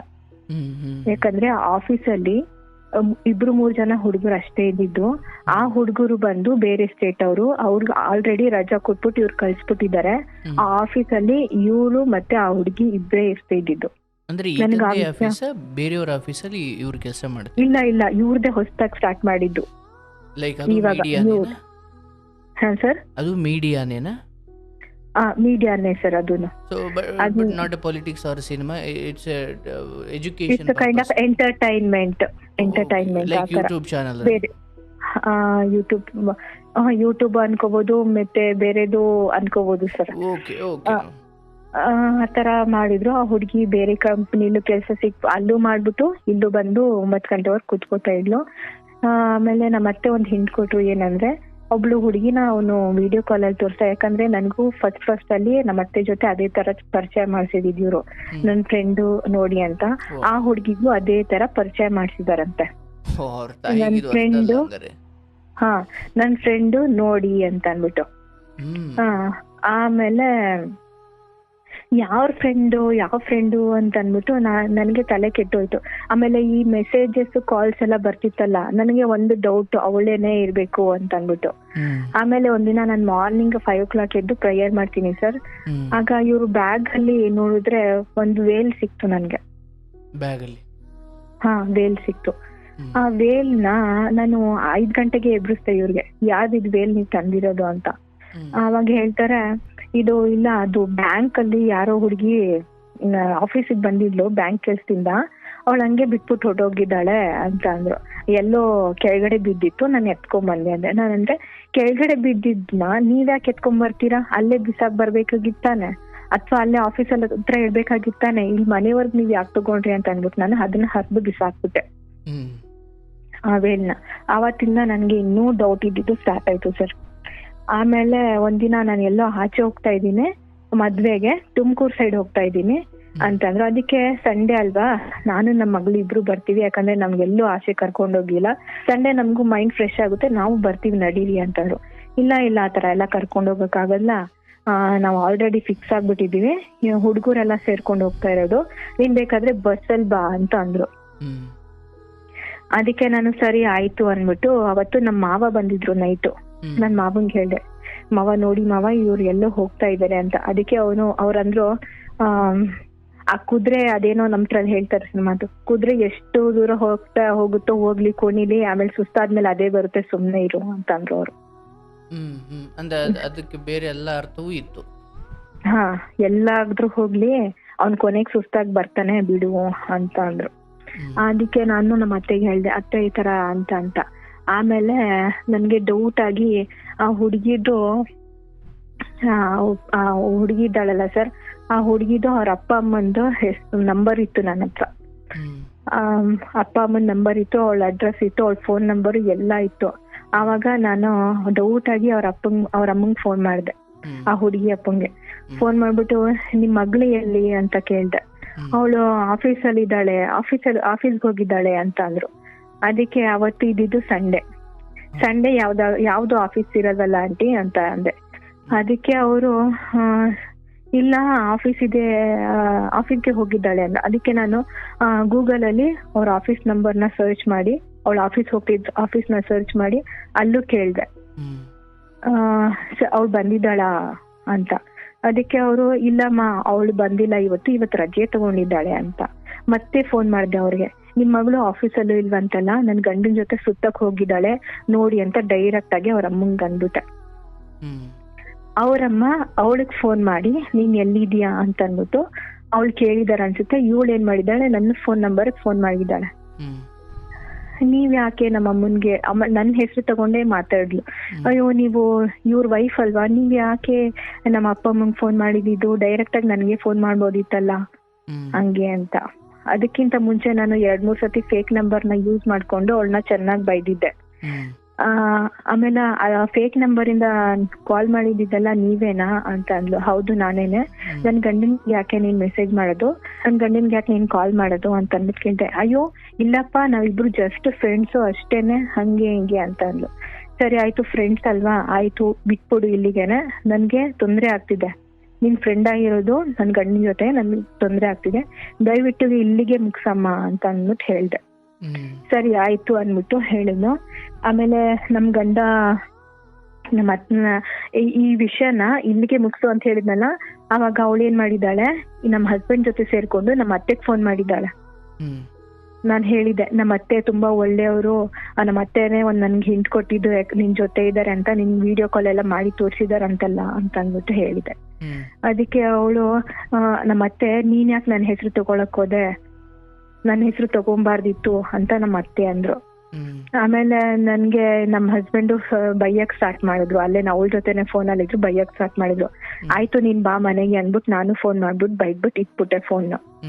ಆಮೇಲೆ ಸ್ವಲ್ಪ ದಿನ ಹಿಂಗೆ ಜಗಳ ನಡೀತಿತ್ತು ಸರ್. ಬೈ ಮಿಸ್ಟೇಕ್ ಆಗಿ ಇವ್ರದ್ದು ಗೂಗಲ್ ಐಡಿ ಮತ್ತೆ ಪಾಸ್ವರ್ಡ್ ನನ್ನ ಹತ್ರ ಇತ್ತು. ಅದನ್ನ ನನ್ನ ಫೋನಲ್ಲಿ ಫೇಸ್ಬುಕ್ ಅಲ್ಲಿ ಲಾಗಿನ್ ಮಾಡಿ ಅದ್ರಿಂದ ಇನ್ಸ್ಟಾಗ್ರಾಮ್ಗೆ ಹೋದೆ. ನಾನು ಇನ್ಸ್ಟಾಗ್ರಾಮ್ಗೆ ಹೋದ್ರೆ ಮೆಸೇಜಸ್ ಗಳು ನೋಡ್ಬಿಟ್ಟು ನನ್ಗೆ ಎಷ್ಟು ಪ್ಯಾನಿಕ್ ಆಯ್ತು ಅಂದ್ರೆ ಸರ್, ಅಷ್ಟು ವಲ್ಗರ್ ಮೆಸೇಜಸ್, ಅಷ್ಟೊಂದು ಇದೆಲ್ಲ ರೀಲ್ಸ್ ಎಲ್ಲ ನೋಡ್ಬಿಟ್ಟು ನಂಗೆ ತುಂಬಾನೇ ಬೇಜಾರಾಗೋಯ್ತು. ಆಮೇಲೆ ನಾನು ಇಮಿಡಿಯೇಟ್ ಆಗಿ ನನ್ನ ಹಸ್ಬೆಂಡ್ ಕರೆಸ್ದೆ. ಫ್ರೆಂಡ್ ಅಂತ ಹೇಳಿದ್ದಲ್ಲ ನೋಡು ಅಂತ ಹುಡುಗಿಗೂನು ಇವ್ರಿಗೂನು ಇಬ್ರಿಗೂ ಮೆಸೇಜ್ ಮಾಡ್ದೆ. ಇಮಿಡಿಯೇಟ್ ಆಗಿ ಆಫೀಸ್ ಬಿಟ್ಟು ಬಂದ್ರು ಇವ್ರು. ಆ ಮೆಸೇಜಸ್ನೆಲ್ಲ ನೋಡ್ಬಿಟ್ಟು ಆಯ್ತು ಅದನ್ನ ಆ ಮೆಸೇಜಸ್ಗಳನ್ನ ನಾನು ಇವ್ರ ಅಕ್ಕಂದಿರ್ಗೂ ಕಳಿಸ್ದೆ, ನೋಡಿ ಎಂತ ಮೆಸೇಜಸ್ಗಳು ಮಾಡಿದ್ದಾರೆ ಫ್ರೆಂಡ್ ಅಂತ ಅನ್ಬಿಟ್ಟು ಅಂತ. ಅದಕ್ಕೆ ನನ್ ಮಾನ ಮರ್ಯಾದೆ ತೆಗಿತೀಯ ನೀನು, ಹಂಗೆ ಹಿಂಗೆ ಅಂತ ಅನ್ಬಿಟ್ಟು ಬೈದ್ಬಿಟ್ಟು ಅವತ್ತೂನು ಜಗಳ ಆಯ್ತು ಫುಲ್ಲು. ಇಲ್ಲ ಜಸ್ಟ್ ನಾವು ಮೆಸೇಜಸ್ ಮಾಡ್ತಿರೋದು, ಬೇರೆ ಏನು ಕೈಂಡ್ ಆಫ್ ರಿಲೇಶನ್ಶಿಪ್ ಇಲ್ಲ ನಮ್ಮ ಮಧ್ಯೆ ಅಂತಾನು ಹೇಳಿದ್ರು. ಆಯ್ತು ಆಮೇಲೆ ಅದಕ್ಕೆ ಆಯ್ತು ಹೋಗ್ಲಿ ಬಿಡಿ ಅಂತ ಅನ್ಬಿಟ್ಟು ಅದಕ್ಕೂ ಸುಮ್ನಾದೆ. ಒಂದ್ ಸ್ವಲ್ಪ ದಿನ ಆದ್ಮೇಲೆ ನಾನ್ ಬಿಟ್ಬಿಟ್ಟೆ, ಇಲ್ಲ ಮೆಸೇಜಸ್ ಮಾಡ್ತಿಲ್ಲ ಫೋನು ಮಾಡ್ತಿಲ್ಲ ಅಂತ ಅಂದ್ರು. ಆಯ್ತು ಅಂದ್ಬಿಟ್ಟು ನಾನು ಕಾಮಾಗೆ ಇದ್ದೆ. ಒಂದಿನ ಲ್ಯಾಪ್ಟಾಪ್ ತಗೊಂಡು ರೂಮಲ್ಲಿ ಏನೋ ಸರ್ಚ್ ಮಾಡ್ತಿದ್ರು. ನಾನ್ ಹೋದಾಗ ಹೈಡ್ ಮಾಡ್ಕೋತಾ ಇದಾರೆ. ನಾನ್ ಯಾಕೆ ಇವ್ರು ಹೈಡ್ ಮಾಡ್ಕೋತಿದಾರಲ್ಲ ಅಂತ ಅನ್ಬಿಟ್ಟು ಆ ಪಾಸ್ವರ್ಡ್ ಕೂಡ ಚೇಂಜ್ ಮಾಡಿದ್ರು. ಸಂಹವ್ ನನ್ನ ಪಾಸ್ವರ್ಡ್ ನ ಕ್ರ್ಯಾಕ್ ಮಾಡಿ ಅದ್ರಲ್ಲಿ ನೋಡಿದ್ರೆ ಗೂಗಲ್ ಅಲ್ಲಿ ಫೋಟೋಸು ವಿಡಿಯೋಸು ಎಲ್ಲಾನು ಇದೆ ಸರ್ ಇವರಿಬ್ರದ್ದು. ಟೆಂಪಲ್ಗೆ ಹೋಗಿರೋದು, ರಿಸಾರ್ಟ್ಸ್ಗೆ ಹೋಗಿರೋದು, ವಲ್ಗರ್ ವಿಡಿಯೋಸು ಫೋಟೋಸು ಎಲ್ಲಾನು ಇತ್ತು. ಅದನ್ನ ಇತ್ತು ಮತ್ತೆ ಅವ್ರ ಅಕ್ಕಂದಿರ್ ಕಳ್ಸಿತು, ನೋಡಿ ಈ ತರ ಎಲ್ಲ ಮಾಡ್ತಿದ್ದಾರೆ, ನನ್ಗೆ ಮೋಸ ಮಾಡ್ತಿದ್ದಾರೆ. ನಾವು ಪ್ರೀತಿಸಿ ಮದ್ವೆ ಆಗಿ 4 years ನಾವು ಪ್ರೀತಿಸಿದ್ದು, 4 ವರ್ಷ ಪ್ರೀತಿ ಮಾಡಿ ಮದ್ವೆ ಆಗಿ ಇವಾಗ 6 ವರ್ಷ ನಮಗೆ ಈ ತರ ಎಲ್ಲ ಮಾಡ್ಬೇಕಾಗಿತ್ತ ಇವ್ರು, ಇದು ಎಲ್ಲ ಸರಿನಾ ಇದು ಅಂತ ಅಕ್ಕ ಹೇಳಿ ನೀವೇ ಅಂತ. ಅದಕ್ಕೆ ಅವ್ರಂದ್ರು ಅವನು ಈ ತರ ಎಷ್ಟೊಂದ್ ಕೇಸ್ಗಳು ನಾವು ನೋಡಿದೀವಿ, ಅವ್ನು ಎಲ್ಲೂ ಹೋಗಲ್ಲ ಬರ್ತಾನೆ ನಿನ್ನ ಹತ್ರನೇ ಬಿಡು ಅಂತ ಅನ್ಬಿಟ್ಟು ಅವ್ರು ಸಮಾಧಾನ ಮಾಡಿದ್ರು. ಬಟ್ ಅವತ್ತು ಏನಾಯ್ತು ಅಂದ್ರೆ ನಾನು ಇವ್ರಿಗೆ ಫೋಟೋ ತೋರ್ಸಿರ್ಲಿಲ್ಲ. ಆ ರಾತ್ರಿ ಇವ್ರು ಆಫೀಸಿಂದ ಬಂದ್ರು, ತುಂಬಾ ಜಗಳ ಮಾಡ್ದೆ ಸರ್ ಇವ್ರಿಗೆ ನೋಡಿ ಎಲ್ಲ ಮಾಡಿದ್ಯಲ್ಲ ನೀನು ಅಂತ ಅನ್ಬಿಟ್ಟು. ಅವರು ನನಗ್ ಗೋಳಿದ್ರು, ಈ ತರ ನೀನ್ ಈ ತರ ಹೋಗೋ ಬಾರೋ ಅಂತ ಅನ್ಬಿಟ್ಟು ಎಲ್ಲ ನಾನು ಹೇಳ್ದೆ ಅವ್ರಿಗೆ. ಅದಕ್ಕೆ ನನಗ್ ಹೊಡಿದ್ರು. ಹೊಡೆದು ಮತ್ತೆ ನಾನ್ ನಮ್ಮ ಅಪ್ಪ ಅಮ್ಮನ ಮನೆಗೆ ಹೋಗಿ ಅಲ್ಲಿ 15 days ಇದ್ದು ಮತ್ತೆ ಅಲ್ಲಿಂದ ವಾಪಸ್ ಬಂದು ಮತ್ತೆ ನಾನು ಇವತ್ತು ನನ್ನ ಮನೇಲಿ ಇದ್ದೀನಿ ಸರ್. ನಾನು ಇವಾಗ ಏನ್ ಹೇಳ್ತಾರಂದ್ರೆ ಇವ್ರು, ನೀನ್ ನನಗ್ ಬೇಡವೇ ಬೇಡ, ನನ್ ಎಲ್ಲಾ ಕಡೆ ನಿನ್ ಮರ್ಯಾದೆ ತೆಗ್ದಿದ್ಯಾ, ಆ ಫೋಟೋಸ್ನ ವಿಡಿಯೋಸ್ನ ಎಲ್ಲ ವೈರಲ್ ಮಾಡಿ ನನ್ ಮಾನ ಮರ್ಯಾದೆ ತೆಗ್ದಿದ್ಯಾ, ನೀನು ಮನೇಲಿ ಇರ್ಬೇಕಂದ್ರೆ ನನ್ನ ಹೆಂಡತಿಯಾಗಿರ್ಬೇಡ, ನೀನು ನನ್ ಮಗಳಿಗೆ ತಾಯಿಯಾಗಿರು, ಅದಕ್ಕಿಂತ ನಾನ್ ನಿನ್ಗೆ ಏನು ಸ್ಥಾನ ಕೊಡಲ್ಲ ಅಂತ ಅನ್ಬಿಟ್ಟು 1 ತಿಂಗಳಿಂದ ನನ್ ಮುಖಾನ್ ನೋಡ್ತಾ ಇಲ್ಲ, ನನ್ ಜೊತೆ ಮಾತಾಡ್ತಾನೂ ಇಲ್ಲ ಸರ್. ಇಷ್ಟೆಲ್ಲ ಆಗಿದೆ ಸರ್. ಅದಕ್ಕೆ ನಿಮ್ಗೆ ನಾನು ಏನ್ ಮಾಡ್ಬೇಕು ಅಂತ ತೋರಿಸ್ತಿಲ್ಲ ಸರ್. ನೀವೇ ಏನಾದ್ರೂ ಸಜೆಷನ್ ಹೇಳ್ಬೇಕು ಅಂತ. ಈಶ್ವರ, ಈಗ ನಿಮ್ ತಂದೆ ತಾಯಿಗೆ ಇದೆಲ್ಲ ಗೊತ್ತಲ್ಲ? ಹೌದು ಸರ್ ಗೊತ್ತು. ನಮ್ಮ ಅಪ್ಪ ಅಮ್ಮ ಏನ್ ಹೇಳ್ತಾರಂದ್ರೆ, ಬಿಟ್ಬಿಟ್ಟು ಬಂದ್ಬಿಡು, ನೀನೇನು ಓದಿದ್ಯಾ, ಚೆನ್ನಾಗಿದ್ಯಾ, ಬೇರೆ ಕಡೆ ಯಾರಾದ್ರೂ ಒಬ್ಬ ಹುಡುಗ ಸಿಗ್ತಾನೆ, ಬೇಡ ಅಂತ ಹೇಳ್ತಾರೆ. ಬಟ್ ನನ್ಗೆ ಆ ಥರ ಇಷ್ಟ ಇಲ್ಲ ಸರ್. ಏನಾದ್ರೂ ಆಗ್ಲಿ ನನ್ ಗಂಡನೇ ನನ್ಗೆ ಸರ್ವಸ್ವ ಅನ್ಕೊಂಡು ನಾನು ಅವಾಗಿಂದ ನಾನು ಇದ್ದೀನಿ. ಅಷ್ಟಾದ್ರೂ ನಾನು ಬಿಟ್ಟಿಲ್ಲ. ನೀನು ಬೇರೆಯವ್ರು ಹೇಳ್ತಾರೆ ಆ ವಿಡಿಯೋಸ್ ನೋಡಿನೂ ನಿನ್ಗೆ ಇದಾಗಿಲ್ವಾ, ಬೇರೆಯವ್ರು ಇರ್ತಿದ್ರೆ ಯಾವತ್ತೂ ಹೊಟ್ಟೋಗ್ತಾ ಇದ್ಲು, ನೀನಾಗಿದ್ಯಾ, ಆ ದೇವ್ರು ನಿನ್ಗೆ ಅದೆಷ್ಟು ತಾಳ್ಮೆ ಕೊಟ್ಟಿದ್ದನೋ ಏನೋ ಗೊತ್ತಿಲ್ಲ ಅಂತ ಹೇಳ್ತಾರೆ. ನಾನು ದೇವ್ರ ಹತ್ರ ಈ ಪ್ರೇಯರ್ ಎಲ್ಲ ಮಾಡಿ, ದೇವ್ರೆ ನನ್ ಗಂಡ ನನ್ನ ಹತ್ರ ವಾಪಸ್ ಬರ್ಲಿ, ಆ ತರ ಏನಾದ್ರೂ ಮಾಡಪ್ಪ ಅಂದ್ಬಿಟ್ಟು 5 times ನಾನು ಪ್ರೇಯರ್ ಮಾಡಿ ದೇವ್ರ ಹತ್ರ ಕೇಳ್ಕೊತಾ ಇದ್ದೀನಿ ಸರ್. ನನ್ಗೂ ಎಷ್ಟೊಂದ್ ಜನ ಹಿಂದೂಸ್, ನನ್ಗೆ ಎಲ್ಲಾರು ಇರೋದ ಹಿಂದೂಸ್ ಫ್ರೆಂಡ್ಸ್ ಸರ್. ಬಟ್ ಆ ತರ ಹುಡ್ಗಿ ನಾನು ಎಲ್ಲೂ ನೋಡಿಲ್ಲ ಸರ್. ನಾನು ಅವಳನ್ನ ನೀನ್ ನನ್ ತಂಗಿ ತರ ಇದ್ಯಾ ಕಣಮ್ಮ, ಬಿಟ್ಬಿಡು, ನಿಮ್ ಕ್ಯಾಸ್ಟರ್ನೇ ಒಳ್ಳೆ ಹುಡುಗ ಸಿಗ್ತಾನೆ. ಅವಳಿಗೆ ಬಂದು 24 ವರ್ಷ ಸರ್ ಆ ಹುಡುಗಿಗೆ. ನನ್ ಗಂಡನ್ಗೆ 40 ವರ್ಷ. ಹಾ, ನನ್ಗೆ 32 ವರ್ಷ ಸರ್. ನಮ್ ಇಬ್ರಿಗೂನು ಒಂದ್ 8 ವರ್ಷ ಗ್ಯಾಪ್. ಬಟ್ ಈಗ ಅವ್ರ ತಂದೆ ಅಥವಾ ಅವ್ರ ತಾಯಿಗೆ ಏನೋ ತಿಳಿಸಿದ್ರಲ್ಲ, ಅದು ಅವ್ರು ಏನ್ ಹೇಳಿದ್ರಂದ್ರೆ ನಿಮ್ ಹುಡುಗ ಬೇಡ ನಮ್ಗೆ.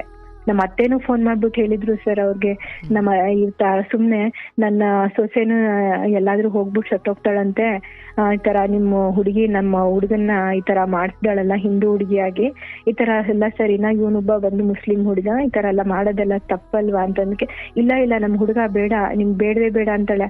ಆ ಹುಡುಗಿ ಏನ್ ಹೇಳ್ತಾಳೆ, ನಾನು ಲಾಯರ್ ಕಡೆಯಿಂದ ಲೀಗಲ್ ನೋಟಿಸ್ ಕಳಿಸ್ತೀನಿ, ನನ್ಗೆ ನಿಮ್ ಸಹವಾಸನೇ ಬೇಡ ಅಂತ ಅಂತಾಳೆ. ಮತ್ತೆ ನೋಡಿದ್ರೆ ಮೊನ್ನೆ ಸಂಡೆ ನನ್ನ ಮಗಳನ್ನ ಕರ್ಕೊಂಡು ಇವ್ರು ಪಾರ್ಕ್ಗೆ ಹೋಗ್ತೀನಿ ಅಂತ ಹೇಳಿದಾರೆ, ಅಲ್ಲೂ ಹೋಗಿದ್ದಾಳೆ ಸರ್ ಅವಳು ಹಿಂದೆನೆ. ಸರ್ ನಾನು ಬೀಯಿಂಗ್ ಎಜುಕೇಟೆಡ್, ನನ್ ಫ್ರೆಂಡ್ಸು ಚಿಕ್ಕವಳಿಂದಾನು ನನ್ಗೆಲ್ಲಾನು ಹಿಂದೂ ಫ್ರೆಂಡ್ಸ್ ಸರ್. ಬಟ್ ನನ್ ಫ್ರೆಂಡ್ಸ್ ಎಷ್ಟು ಒಳ್ಳೆಯವ್ರು ಅಂದ್ರೆ, ನಮ್ಮ ಮನೆಗೆ ಹಬ್ಬಕ್ಕೆ ಅವ್ರು ಬರ್ತಾರೆ, ನಾವು ಅವ್ರ ಹಬ್ಬಕ್ಕೆ ಹೋಗ್ತೀವಿ. ನಮ್ಮ ಈ ತರ ಎಲ್ಲ ಭೇದ ಭಾವ ಇಲ್ಲ, ಏನು ಇಲ್ಲ ಸರ್. ಎಷ್ಟು ತಿಳುವಳಿಕೆಯವರು, ಎಷ್ಟು ಇದು ಅಂತಂದ್ರೆ, ನಾನು ನಿಮ್ ತರ ನಿಮ್ ಫೋನ್ ಮಾಡಿ ಯಾವ ತರ ಸಜೆಷನ್ ಕೇಳ್ತಿದ್ದೀನೋ ಅದೇ ತರ ನನ್ನ ಒಬ್ಳು ಫ್ರೆಂಡ್ ಇದ್ದಾಳೆ ಸರ್ ಮೈಸೂರಲ್ಲಿ. ಅವಳು ಅವಳ ಹೆಸರು ನವ್ಯ ಅಂತ, ತುಂಬಾ ಒಳ್ಳೆಯವಳು ಸರ್. ಅವಳು ಎಲ್ಲಾನು ನನ್ಗೆ ಹೇಳ್ಕೊಡ್ತಾಳೆ, ಈ ತರ ಎಲ್ಲ ಮಾಡ್ಬೇಡಮ್ಮ, ಈ ತರ ಮಾಡು, ಈ ತರ ಸರಿ ಹೋಗುತ್ತೆ, ಎಲ್ಲ ಒಳ್ಳೇದಾಗುತ್ತೆ, ದೇವ್ರ ಮೇಲೆ ಬಿಡು ಅಂತಂದ್ಬಿಟ್ಟು ಎಲ್ಲ ಹೇಳ್ತಾಳೆ. ನಿಮ್ಮ ಪ್ರೋಗ್ರಾಮ್ ನೋಡಿ ನನಗೆ ಎಷ್ಟು ಡೈಲಿ ನಾನು ನೋಡ್ತೀನಿ. ಈ ತರ ನನ್ ತರ ಯಾವ್ದಾದ್ರು ಸಿಚುವೇಶನ್ ಇದ್ರೆ ಸರ್ ಎಷ್ಟು ಚೆನ್ನಾಗ್ ಬುದ್ಧಿ ಹೇಳ್ತಾರಲ್ಲ, ಎಷ್ಟು ಚೆನ್ನಾಗಿ ಸಜೆಷನ್ ಕೊಡ್ತಾರಲ್ಲ. ನಾನು ಒಂದಿನ ಫೋನ್ ಮಾಡ್ಬಿಟ್ಟು ಸರ್ ಹತ್ರ ಸಜೆಷನ್ ತಗೊಬೇಕು ಅಂತ ನಾನು ಕಾಯ್ತಾನೆ ಇದ್ದೆ. ಬಟ್ ಹೆಂಗೋ ಆ ದೇವ್ರು ಲಕ್ಕಿ ಅನ್ಸುತ್ತೆ, ನಾನು ನಿಮ್ ಜೊತೆ ಫೋನ್ ಅಲ್ಲಿ ಕಾಲ್ ಲೈನ್ ಸಿಕ್ತು ಸರ್. ಇರ್ಲಿ, ನನಗೆ ಪಾಪ ಅವಳು ಹೆಂಡತಿಯಾಗಿ, ಅವಳು ಎಜುಕೇಟೆಡ್ ಆಗಿ, ಒಂದು ಬದುಕಲ್ಲಿ ಯಾರೆಲ್ಲೇ ಹೋದರೂ ಬದುಕುವಷ್ಟು ಶಕ್ತಿ, ಯುಕ್ತಿ, ವಿವೇಕ, ಜ್ಞಾನ, ಶಿಕ್ಷಣ ಎಲ್ಲವೂ ಇರೋ ಒಂದು ಹೆಣ್ಮಗಳಾಗಿ ಗಂಡನನ್ನು ಉಳಿಸಿಕೊಳ್ಳುವ ಆ ಪ್ರಯತ್ನ, ಏನೂ ಇಲ್ಲದ, ಯಾವ ವಿದ್ಯೆ ಇಲ್ಲ, ಯಾವ ಹಿಂದೆ ಮುಂದೆ ಹೇಗೆ ಬದುಕಬೇಕು ಅನ್ನೋ ವಿವೇಕ ಇಲ್ಲದೆ ಎಷ್ಟೋ ಹೆಣ್ಣು ಮಕ್ಕಳು ಏನೋ ಗಂಡನ ಒಂದು ಚಿಕ್ಕ ತಪ್ಪು ಸಿಕ್ಕ ತಕ್ಷಣ ಅದನ್ನೇ ನೆಪ ಇಟ್ಟುಕೊಂಡು ಇನ್ಯಾವುದೋ ಕೆಟ್ಟ ಸಂಬಂಧಕ್ಕೆ ಮಾರು ಹೋಗೋರು ನಡುವೆ ನೀವು ಸತಿ ಸಾವಿತ್ರಿ ತನ್ನ ಗಂಡನನ್ನು ಕಾಪಾಡಿಕೊಳ್ಳಿಕ್ಕೆ ಯಮಧರ್ಮನ ವಿರುದ್ಧ ಹೋರಾಡ್ದಂಗೆ ನೀವು ಇಂಥ ಸೈತಾನಗಳ ವಿರುದ್ಧ ಕೆಲವೊಮ್ಮೆ ಹೋರಾಡಬೇಕಾಗುತ್ತೆ. ನೋಡುವ, ನೀವು ಗಂಡನ ವಿಚಾರವಾಗಿ ಪ್ರಶ್ನೆ ಮಾಡಿದ್ದು ಎಲ್ಲವೂ ಸರಿಯೇ, ಹೌದು. ಸುಮ್ಮನೆ ನಿನಗೊಂದು ಗಮನಕ್ಕೆ ತರ್ತೀನಿ ಅಂದರೆ, ನಿನ್ನ ಪ್ರೀತಿ ಪಾತ್ರರು ನಿನಗೆ ಬೆನ್ನ ಹಿಂದೆ ಚೂರಿ ಹಾಕಿದ್ದಾರೆ, ಅರ್ಥ ನಿನ್ನ ಗಂಡ ಏನೋ ಒಂದಷ್ಟು ಗೊಂದಲ ಎಡವಟ್ಟುಗಳು ಮಾಡಿಕೊಂಡಿದ್ದಾರೆ, ಹೌದು. ಆದರೆ ಅವ್ರ ಮೆಸೇಜು ವಿಡಿಯೋಗಳು ಸಿಕ್ಕಾಗ ನಾನು ಬಹುಶಃ ಮನೆಗೆ ಕರೆದು ನನ್ನ ಹತ್ರ ಒಂದು ಫೋನ್ ಇಟ್ಕೊಂಡು ಎಲ್ರಿಗೂ ತೋರಿಸೋದು ಬೇರೆ, ಎಲ್ರಿಗೂ ಕಳಿಸೋದು ಬೇರೆ. ಅಂದ್ರೆ ಇದನ್ನ ಯಾಕೆ ಹೇಳ್ತಾ ಇದ್ದೀನಿ ನೋಡುವ, ಸಂಬಂಧಗಳು ಇದು ಉಳಿಸ್ಕೊಳ್ತೀಯ ಬಿಡ್ತೀಯ ನಾನು ಆಮೇಲೆ ಮಾತಾಡ್ತೀನಿ. ಆದರೆ ಏನಾಗ್ಬಿಡುತ್ತೆ, ನಾನು ಒಬ್ಬ ವ್ಯಕ್ತಿಯನ್ನು ಉಳಿಸಿಕೊಳ್ಳುವ ಭರದಲ್ಲಿ ಇನ್ನೆಂದೂ ರಿಕವರ್ ಮಾಡೋದಷ್ಟು, ಇನ್ನೆಂದೂ ಸರಿ ಹೋಗೋದಷ್ಟು ಡ್ಯಾಮೇಜ್ ಮಾಡೋದು. ಅಂದರೆ ಆತ ಅಂಗದ್ರೋಹ ಮಾಡಿದ್ರೆ ನೀನು ಹಿಂಗ್ ದ್ರೋಹ ಮಾಡಿಕೊಂಡೆ ಅಷ್ಟೆ. ಜಗಳಗಳು ಬರ್ತಾವೆ, ಮನಸ್ತಾಪಗಳು ಬರ್ತಾವೆ, ಬಟ್ ಆ ಸಮಯದಲ್ಲಿ ತೆಗೆದುಕೊಂಡ ಆ್ಯಕ್ಷನ್ಗಳಿದ್ದಾವಲ್ಲ, ಅದರಿಂದ ಬಂದ ಪರಿಣಾಮ ಶಾಶ್ವತವಾಗಿ ಉಳಿದು ಬಿಡುತ್ತೆ. ಈಗ ಆತ ಈ ಹಿಂದೆಯೂ ಕೂಡ ಅನೇಕ ವಿಚಾರಗಳಲ್ಲಿ ಅವರ ನಡುವೆ ಘರ್ಷಣೆ ನಡೀತಾನೆ ಇತ್ತು. ಬಟ್ ಇದು ಈ ಮಟ್ಟಿಗೆ ತಾರಕಕ್ಕೆ ಯಾಕೆ ಹೋಯಿತು ಅಂದರೆ, ಒಂದು ಆತ ಮಾಡಿದ್ದು ಅನ್ಯಾಯವೇ, ಅಧರ್ಮವೇ, ಮತ್ತು ಅದನ್ನು ನೀನು ಸರ್ಕ್ಯುಲೇಟ್ ಮಾಡಿದ ರೀತಿ ಇದೆಯಲ್ಲ. ಈ ಹೌದು ಒಂದು ಸರ್. ತಪ್ಪು ಮಾಡಿರೋಳಾಗಿ ಸುಮ್ಮನೆ ನಮ್ಮದು ನಿಮ್ಮದು ಅಂತಲೇ ಅಂದ್ಕೊಳ್ಳೋಣಮ್ಮ, ನಮ್ಮದು ಏನೋ ಕೆಟ್ಟದ್ದು ಬದುಕು ಅಂತಲೇ ಸುಮ್ಮನೆ ಅಂದಾಜು ಮಾಡು. ಹ್ಮ್ ಹಾಗೆ ಊರಿನವ್ರಿಗೆಲ್ಲ ತಿಳಿಸ್ಬಿಡೋದು, ಅಥವಾ ಊರಿನವ್ರಿಗೆ ಅಂತಲ್ಲ ನಿನ್ನವ್ರಿಗೆ ತಿಳಿಸಿದ್ದೌದು, ಬಟ್ ಬಹುಶಃ ಸಾಕ್ಷಿಗಳನ್ನು ನೀನು ಅವರವ್ರ ಬುಡಕ್ಕೆ ಕಳಿಸಿದಾಗ ಅವರು ಅದನ್ನು ಬಹಳ ಮುಂದೆಯೂ ಆಟ ಆಡಿಸೋ ಸಾಧ್ಯತೆ ಇರ್ತವೆ. ಹ್ಮ್ ಹ್ಮ್ ಇದು ಯಾಕೆ ನಿನಗೆ ಹೇಳ್ತಾ ಇದ್ದೀನಿ, ನಮಗೆ ಗಂಡ ಇಂಥ ಅನ್ಯಾಯದ ಮಾರ್ಗ ಹಿಡಿದಿದ್ದಾನೆ, ಪರಸ್ತ್ರೀ ಸವಾಸ ಮಾಡಿದ್ದಾನೆ, ನಮಗೆ ಅನ್ಯಾಯ ಮಾಡ್ತಿದ್ದಾನೆ, ಹಿಂಗೇನೋ ಅಂದಾಗ, ಅಂಥದ್ದೇನೋ ಸಾಕ್ಷಿಗಳು ಸಿಕ್ಕಾಗ ಅದನ್ನು ಹೇಗೆ ಹ್ಯಾಂಡ್ಲ್ ಮಾಡಬೇಕು ಅಂತ ಗೊತ್ತಿಲ್ಲದೆ ಹೋದರೆ ತುಂಬ ದೊಡ್ಡ ನಷ್ಟ ಮಾಡ್ಕೊಂಡ್ಬಿಡ್ತೀರ ಜೀವನದಲ್ಲಿ. ಈಗೇನಾಗ್ಬಿಡುತ್ತೆ, ನೀನು ಗಂಡನ ಕೈ ಹಿಡ್ಕೊಂಡು ನಾಳೆ ದಿನ ಎಲ್ಲ ಸರಿ ಹೋಗುತ್ತೆ, ಎಲ್ಲ ಒಂದು ದಿನ ಅಂದ್ಕೊಳ್ಳೋಣ, ನಾಳೆ ಅವ್ರು ಎಲ್ಲರ ಮುಂದೆ ಹೋಗೋಷ್ಟು ಇದೆಯಾ? ಇಲ್ಲ ಸರ್, ಅದೇನೆ ಹೇಳೋದು ಸರ್ ಅವರು. ನಾನು ಎಲ್ಲೂ ಮುಖ ತಗೊಂಡು ಹೋಗ್ದಂಗ್ ಮಾಡ್ಬಿಟ್ಟಿಯಲ್ಲ ನೀನು, ಎಲ್ಲಾ ರಿಲೇಶನ್ಶಿಪ್ನೆಲ್ಲ ಹಾಳು ಮಾಡ್ಬಿಟ್ಟಿಯಲ್ಲ ನೀನು, ಇನ್ಮೇಲೆ ನನ್ ಇರ್ಲಿ ನಾನು ಅದನ್ನೇ ಹೇಳ್ತಾ ಇದ್ದೆ. ಹಾಗಂತ ಮಾಡಿರೋದು ಘನಂದಾರಿ ಕೆಲಸ ಖಂಡಿತ ಅಲ್ಲ, ಆಯ್ತಾ? ಬಟ್ ಕೆಲವೊಂದು ಶಿಕ್ಷೆ ಎಷ್ಟೇ ತಪ್ಪೆಷ್ಟಿದೆಯೋ ಶಿಕ್ಷೆಯೂ ಅಷ್ಟೇ ಇರಬೇಕು. ತಪ್ಪಿಗಿಂತ ಶಿಕ್ಷೆಯ ಪ್ರಮಾಣ ಬಹಳ ಬೃಹತ್ತಾಗಿದೆ ಅನ್ನೋದಾದ್ರೆ ಅದು ಅಧರ್ಮ, ಅನ್ಯಾಯ ಅದು. ಸೊ ಇಲ್ಲಿ ಇದನ್ನು ಹ್ಯಾಂಡ್ಲ್ ಮಾಡೋ ವಿಚಾರದಲ್ಲಿ ಬಟ್ ಏನು ದುರಾದೃಷ್ಟ ನೋಡಿ, ಪ್ರೀತಿ ಮಾಡಿದ್ರಿ ಪರಸ್ಪರ ಒಬ್ರಿಗೊಬ್ರು, ನನಗೆ ಈಕೆಯೇ ಬೇಕು ಅಂತ ಆತ, ಅಥವಾ ಈತನೇ ಬೇಕು ಅಂತ ನೀವು, ಅದು ಪ್ರೇಮದ ಆರಂಭದಲ್ಲಿ ಅಥವಾ ಆ ಸಮಯದಲ್ಲಿ ಇದ್ದಷ್ಟು ಆಕರ್ಷಣೆ, ಪ್ರೀತಿ, ಮಮಕಾರ, ಅಥವಾ ಒಂದು ಅಪ್ಪುಗೆ, ಅಥವಾ ಅಯ್ಯೋ ಇವಳು ನನ್ನ ಸರ್ವಸ್ವ, ಅಥವಾ ಈತ ನನ್ನ ಸರ್ವಸ್ವ, ನಿನ್ನೆಲ್ಲ ಹಾಗೆ ಉಳ್ಕೊಂಡಿದ್ದೆ, ಇದು ಯಾಕೆ ಬದಲಾಯಿತು? ಇದು ಪ್ರೇಮದಲ್ಲಿ ಅಂತಹ ಪ್ರಾಮಾಣಿಕತೆಯ ಕೊರತೆ ಉಂಟಾದಾಗ, ಅರ್ಥಾತ್ ನಿಜವಾದ ಪ್ರೇಮ ಅದು ಶುರುವಿನಿಂದ ಗುಂಡಿಗೆ ಹೋಗೋವರೆಗೂ ಅದು ಹಾಗೇ ಇರುತ್ತೆ. ಮತ್ತೆ ನಿಜ ಪ್ರೇಮವನ್ನು ವ್ಯಕ್ತಪಡಿಸುವ ರೀತಿ ಹೇಗೆ ಅಂದರೆ, ನನ್ನನ್ನು ಯಾರು ಪ್ರೇಮಿಸುತ್ತಿದ್ದಾಳೋ ಅವಳಿಗೆ ಮನಸ್ಸಲ್ಲೂ ಅಂದರೆ ಭೌತಿಕವಾಗಿ ಮಾನಸಿಕವಾಗಿ ಯಾವ ಹಿಂದೆ ಮುಂದೆ ಅವಳ ಎದುರುಗಡೆ ಇರಲಿ ದೂರ ಇರಲಿ, ಮನೇಲಿರಲಿ ಆಫೀಸಲ್ಲಿ ಇರಲಿ, ಇಲ್ಲಿರಲಿ ಅಮೇರಿಕದಲ್ಲಿ ಇರಲಿ, ಅವಳಿಗೆ ನಾನು ಅವಳು ಗೊತ್ತಿದ್ದೋ ಗೊತ್ತಿಲ್ಲದಂಗೂ ಕನಸು ಮನಸ್ಸಲ್ಲಿಯೂ ಕೂಡ ಇನ್ನೊಂದು ಹೆಣ್ಣಿನೊಂದಿಗೆ ಅಸಹ್ಯವಾಗಿ ಅಥವಾ ಅಕ್ರಮವಾಗಿ ನಾನು ನನ್ನ ದೈಹಿಕ ಅಥವಾ ಮಾನಸಿಕ ಭಾವನೆಗಳನ್ನು ಹಂಚಿಕೊಳ್ಳುತ್ತೀನಿ ಅಂದರೆ ಹೆಂಡತಿಗೆ ಗೊತ್ತಿಲ್ಲೇ ಇರ್ಬೋದು, ಬಟ್ ಅದು ಮೋಸ ಮಾಡ್ದಂಗೆ ಅರ್ಥ. ಅಂದರೆ ನಿಜ ಪ್ರೇಮ ಹೇಗೆ ವ್ಯಕ್ತವಾಗುತ್ತೆ ಅಂದರೆ, ಈ ಹೆಂಡತಿ ಎದುರುಗಡೆ ಬದುಕಿರಲಿ ಇಲ್ಲ ಸತ್ತೋಗಿರಲಿ, ಆದರೆ ನಿಜ ಪ್ರೇಮ ಅದು ಹಾಗೆ ಉಳಿದಿರುತ್ತೆ, ಅದರಲ್ಲಿ ಯಾವುದೇ ರೀತಿಯ ಭ್ರಷ್ಟಾಚಾರಗಳು ನಡೆಯೋದಿಲ್ಲ, ಅದು ನಿಜವಾದ ಪ್ರೇಮ. ಹೌದು ಸರ್, ಹೌದು. ಬಟ್ ಇಲ್ಲಿ ಯಾಕೆ, ನೀನು ಕೂಡ ಮನೆಯಿಂದ ಹೊರಗಡೆ ಹೋಗ್ತಿದ್ದೆ, ನೀನು ಕೆಲಸದ ಜಾಗದಲ್ಲಿ ಎಲ್ಲೋ ಒಂದು ಕಡೆ ನೀನು ತಪ್ಪು ಮಾಡ್ಬೋದಿತ್ತು, ಪ್ರೇಮ ನಿನ್ನಲ್ಲಿ ಹಾಗೆ ಉಳಿತು, ಅದು ಯಾಕೆ ಭ್ರಷ್ಟವಾಯಿತು? ಇಲ್ಲಿ ಆ ಯಕ್ಷಕನ್ಯೆಯರು ತೋರಿಸಿದ ವಯ್ಯಾರವೋ ಅಥವಾ ಈತನಲ್ಲಿದ್ದ ಪ್ರೇಮದ ಅತ್ಯಂತ ಅಷ್ಟೇನು ಗಟ್ಟಿಯಲ್ಲದ ಪ್ರೇಮ ಇರ್ಬೋದು ಏನೋ, ಯಾರಿಗೆ ಗೊತ್ತು? ಈಗ ಅವರ ಅಕ್ಕನೋ ಅಥವಾ ಅವ್ರ ತಾಯಿನೋ ಅಥವಾ ಅವರೆಲ್ಲ ಹೇಳೋ ಥರ ಅಯ್ಯೋ ಇಂಥವು ತುಂಬ ಆಗಿದ್ದಾವೆ ಬರ್ತಾನೆ ಬಿಡು ಅಂದ್ರೆ ಇದರ ಅರ್ಥ ಏನಿದು? ಅವ್ರು ಹೇಳ್ತಾರೆ ಈ ತರ ಎಲ್ಲ ಜಾಸ್ತಿ ನೋಡ್ಬಿಟ್ಟಿದೀವಿ, ಬರ್ತಾನೆ ಬಿಡು, ಎಲ್ಲಿ ಹೋಗ್ತಾನ ಅವನು, ಎಲ್ಲ ಅದೇನ್ ನಂತರಲ್ಲಿ ಹೇಳ್ತಾರೆ, ಎಲ್ಲ ಚುನ್ ಕಾಲಕ್ಕೂ ಆತ ಅಂತ ಹೇಳ್ತಾರೆ ಸರ್ ಅವರು. ಎಲ್ಲ ಐಕೊಂಡ್ ತಿನ್ಕೊಂಡ್ ಆದ್ಮೇಲೆ ಬರ್ತಾನೆ ಬಿಡು ನಿನ್ನ ಹತ್ರನೇ ಅಂತ. ಈಗ ನಾನು ಹೇಳೋದು, ತೀರಾ ಎಲ್ಲ ಕಡೆ ಶಕ್ತಿ ಇದ್ದಾಗ ಮೆರೆದು ಬಿದ್ದೋದ ಕಾಲಕ್ಕೆ ಬಂದು ಇಲ್ಲಿ ಮಲ್ಕೊಂಡ್ರೆ ಅದೇನ್ ಲೆಕ್ಕ ಅದು? ಹೌದು ಸರ್, ಅದು ಹಂಗೆ ಆಯ್ತದಲ್ಲ. ನೋಡಿ ತಾಯಿ, ಮದುವೆ ಆಗಿ ಎಷ್ಟು ವರ್ಷ ಆಯ್ತವ ನಿನಗೆ? ಸರ್ 6 ವರ್ಷ ಸರ್. ಅಯ್ಯೋ ದೇವ, 6 ವರ್ಷಕ್ಕೆ ಇಷ್ಟೊಂದ? ಹೌದು ಸರ್, 6 ವರ್ಷದ 6 ತಿಂಗಳಲ್ಲೇ ಸ್ಟಾರ್ಟ್ ಆಗಿದ್ದು ಸರ್ ಇದು. ಏನು ಮಾಡೋದು? ಬಟ್ ಆಯಿತು, ತೊಂದರೆ ಇಲ್ಲ. ಬಟ್ ಈಗ ನೋಡವಾ, ಇಲ್ಲಿ ಸಮಸ್ಯೆ ಅಥವಾ ತುಂಬ ಬಹಳ ದೊಡ್ಡ ತಪ್ಪೆಲ್ಲ ಆಯಿತು ಅಂದರೆ ನಾನು ಅದನ್ನು ವಿವರಿಸಿ ಹೇಳಿದೆ.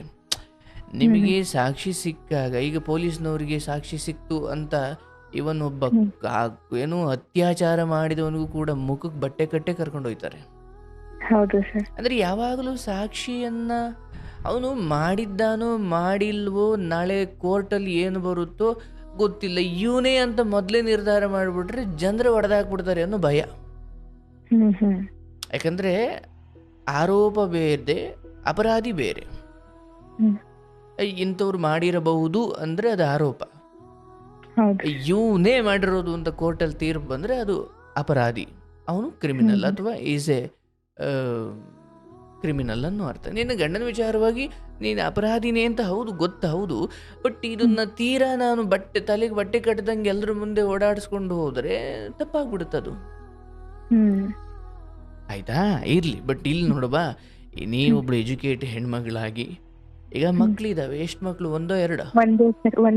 ಒಂದೇ ಮಗಳು. ಆಯ್ತು. ಈಗ ನಿನ್ ತವ್ರ ಮನೆಯವರು ಕೆಲವೊಮ್ಮೆ ಬಂದ್ಬಿಡವಾ, ನಾವು ಇಲ್ಲಿ ನೋಡ್ಕೊಳ್ಳೋಣ, ನಾವು ಇನ್ನೊಂದು ಮದುವೆ ಮಾಡ್ತೀವಿ, ಈಗ ಅವ್ರು ಹೇಳೋದು ಉಚಿತವೇ ಹೌದು, ಅಥವಾ ಅವ್ರು ಹೇಳೋದು ಒಬ್ರು ಹೆತ್ತವರಾಗಿ ಅದು ಹೌದು. ಬಟ್ ಸುಮ್ಮನೆ ಯೋಚನೆ ಮಾಡು, ಧರ್ಮ ಯಾವುದೇ ಇರ್ಲವ, ಅದು ವಾಟ್ ಎವರ್ ಇಟ್ ಈಸ್, ನಾನು ಅದನ್ನ ಲೆಕ್ಕಕ್ಕೆ ತಗೊಳ್ಳಲ್ಲ. ಆದ್ರೆ ನೀನ್ ಇಲ್ಲಿ ನಿಮ್ ತಂದೆ ತಾಯಿ ಹೇಳ್ದಂಗೆ ಕೊಟ್ಟು ಹೋದೆ ಅಂತ ಸುಮ್ಮನೆ ಒಂದು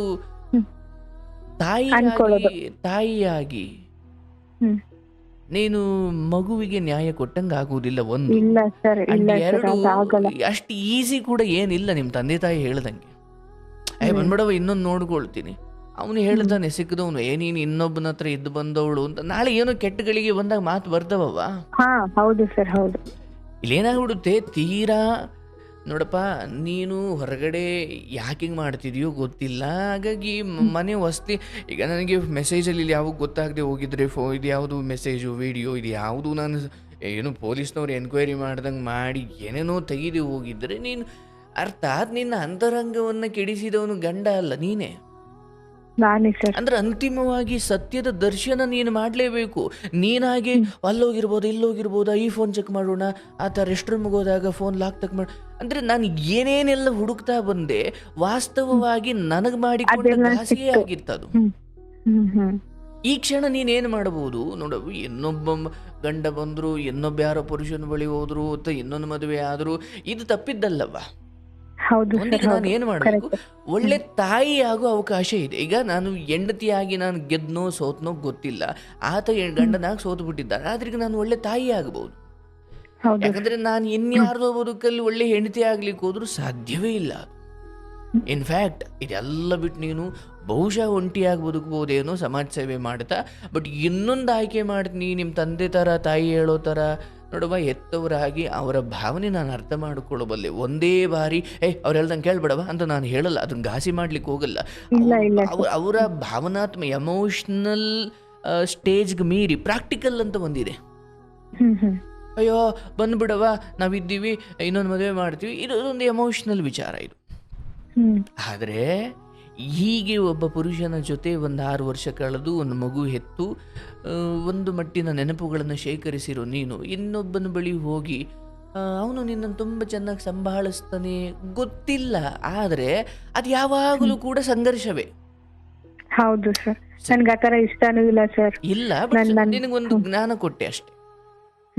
ಬೀಯಿಂಗ್ ಎಜುಕೇಟೆಡ್, ನೀನೊಬ್ಳು ಶಿಕ್ಷಣ ಪಡೆದಿರೋಳಾಗಿ ನೀನು ಬಹುಶಃ ನಿರ್ಧಾರಗಳ ದಿಟ್ಟತೆಯನ್ನು ಒಂಟಿಯಾಗಿರೋದ್ರಲ್ಲಿ ತೋರಿಸ್ಬೋದು, ಅಥವಾ ಇಲ್ಲಿ ನಾನು ಗಂಡನಿಂದ ಯಾವುದೇ ನಿರೀಕ್ಷೆ ಮಾಡಲ್ಲ, ನಾನು ಅತ್ತೆ ಸೇವೆ ಮಾಡ್ತಾ ಮಕ್ಕಳು ಸೇವೆ ಮಾಡ್ತಾ ನನ್ನ ಬದುಕನ್ನು ನಾನು ಸಿಂಗಲ್ ಆಗಿ ನನ್ನ ಗಂಡನನ್ನೇ ಸರಿ ಮಾಡೋ ಕಡೆ ನೋಡ್ತೀನಿ, ಅಥವಾ ಆತ ಸರಿ ಹೋಗೋ ಕಡೆ ನಾನು ಕಾಯ್ತೀನಿ ಅಂತ ಈ ನಿನ್ನ ಎಜುಕೇಟೆಡ್ ಮೈಂಡ್ಸೆಟ್ಟನ್ನು ಹೆಂಗೆ ಬಳಸ್ಬೋದೇ ಹೊರತು ನಾನು ಎಜುಕೇಟೆಡ್ ಇದ್ದೀನಿ ಅಂತ ನಾನು ಇನ್ನೊಂದು ಮದುವೆ ಅದು ಎಜುಕೇಟೆಡ್ ಅಲ್ಲ, ಅದು ಮೂರ್ಖತನ. ಅದು ಹೌದು sir. Educated mindset it self ನನ್ನ ಬದುಕಿನ ಆಘಾತಗಳನ್ನು ನಾನೇ ಸೃಷ್ಟಿಸಿಕೊಳ್ಳದೇ ಇರುವುದೇ ಎಜುಕೇಟೆಡ್ ಮೈಂಡ್ಸೆಟ್. ಹೌದು ಸರ್. ನನ್ನ ಬದುಕಿನ ದುರಂತಕ್ಕೆ ನಾನೇ ಕಾರಣ ಆಗ್ಬಿಡ್ತೀನಿ ಆಮೇಲೆ. ಅರ್ಥಾತ್ ಹೀಗೆ ಅನ್ಯಾಯಕ್ಕೊಳಗಾದ ಹೆಣ್ಮಗಳೆಲ್ಲ ಗಂಡ ಎಷ್ಟೊತ್ತಾದರೂ ಬರಲಿ, ಅವನು ಏನಾದರೂ ಮಾಡಲಿ, ಅವನು ಬದಲಾಗತಕ್ಕ ಕಾಯಿರಿ, ನೀವೇನು ಕೇಳಕ್ಕೆ ಹೋಗಬೇಡಿ ಅಂತ ಹೇಳಿ ನಾನು ಎಲ್ಲರನ್ನೂ ಅಲ್ಲೇ ಉಳಿಸೋ ಪ್ರಯತ್ನ ಮಾಡಲ್ಲ. ಬಟ್ ನಿಂದೇನೆಂದರೆ ನೀವು ಗಂಡನಿಗೆ ತುಂಬ ಅಂಟ್ಕೊಂಡಿದೆ, ಅಥವಾ ನಿನ್ನದು ಅದು ಶುದ್ಧ ಪ್ರೀತಿ ಇದೆ, ಅದಕ್ಕೆ ಮೋಸ ಆಗ್ಲಿಕ್ಕೆ ದೇವರು ಮೋಸ ಆಗಿದೆಯೇನು, ಬಟ್ ತುಂಬ ದೀರ್ಘಕಾಲ ಅದು ಮುಂದುವರಿಯಲ್ಲ ಅಂತ ಒಂದು ಭರವಸೆ ಕೊಡಬಲ್ಲೆ ನಿನಗೆ. ಯಾಕಂದ್ರೆ ನಾನು ಇಂಥ ಸಾವಿರಾರು ನೋಡಿದ್ದೀನಿ. ತುಂಬಾ ಥ್ಯಾಂಕ್ಸ್ ಸರ್. ನನಗೂ ಎಲ್ಲರೂ ನಿಮ್ ತರಾನೇ ಸಜೆಷನ್ಸ್ ಹೇಳ್ತಾರೆ ಸರ್. ಸರಿ ಹೋಗುತ್ತೆ ಬಿಡು, ದೇವ್ರು ಇದ್ದಾನೆ, ದೇವ್ರು ಎಲ್ಲ ಸರಿ ಮಾಡುತ್ತೆ, ಆ ಕರ್ಮ ಅನ್ನೋದು ಅವನ್ಗೆ ತೋರ್ಸುತ್ತೆ ದೇವ್ರು. ಬಟ್ ನಿನ್ ಗಂಡ ನಿನ್ನ ಹತ್ರ ವಾಪಸ್ ಬರ್ತಾನೆ ಅಂತ ಹೇಳ್ತಾರೆ ಸರ್. ನಾನು ಕೇವಲ ಅದನ್ನ ಒಂದು ಭವಿಷ್ಯದ ರೀತಿ ನಡೀತಾ ಇಲ್ಲ. ಯಾಕೆ ನಾನು ಇದನ್ನು ಹೇಳ್ತಾ ಇದ್ದೀನಿ ಅಂದರೆ, ಇಲ್ಲಿ ನಿನ್ನ ಹೃದಯಕ್ಕಾತ ಮಾಡಿರೋ ಗಾಯ ಎಷ್ಟಿದೆಯೋ, ಕೆಲವು ವರ್ತನೆಯಲ್ಲಿ ನೀನು ಮಾಡಿರೋ ಗಾಯ ಕೂಡ ಅಷ್ಟೇ ಇದೆ.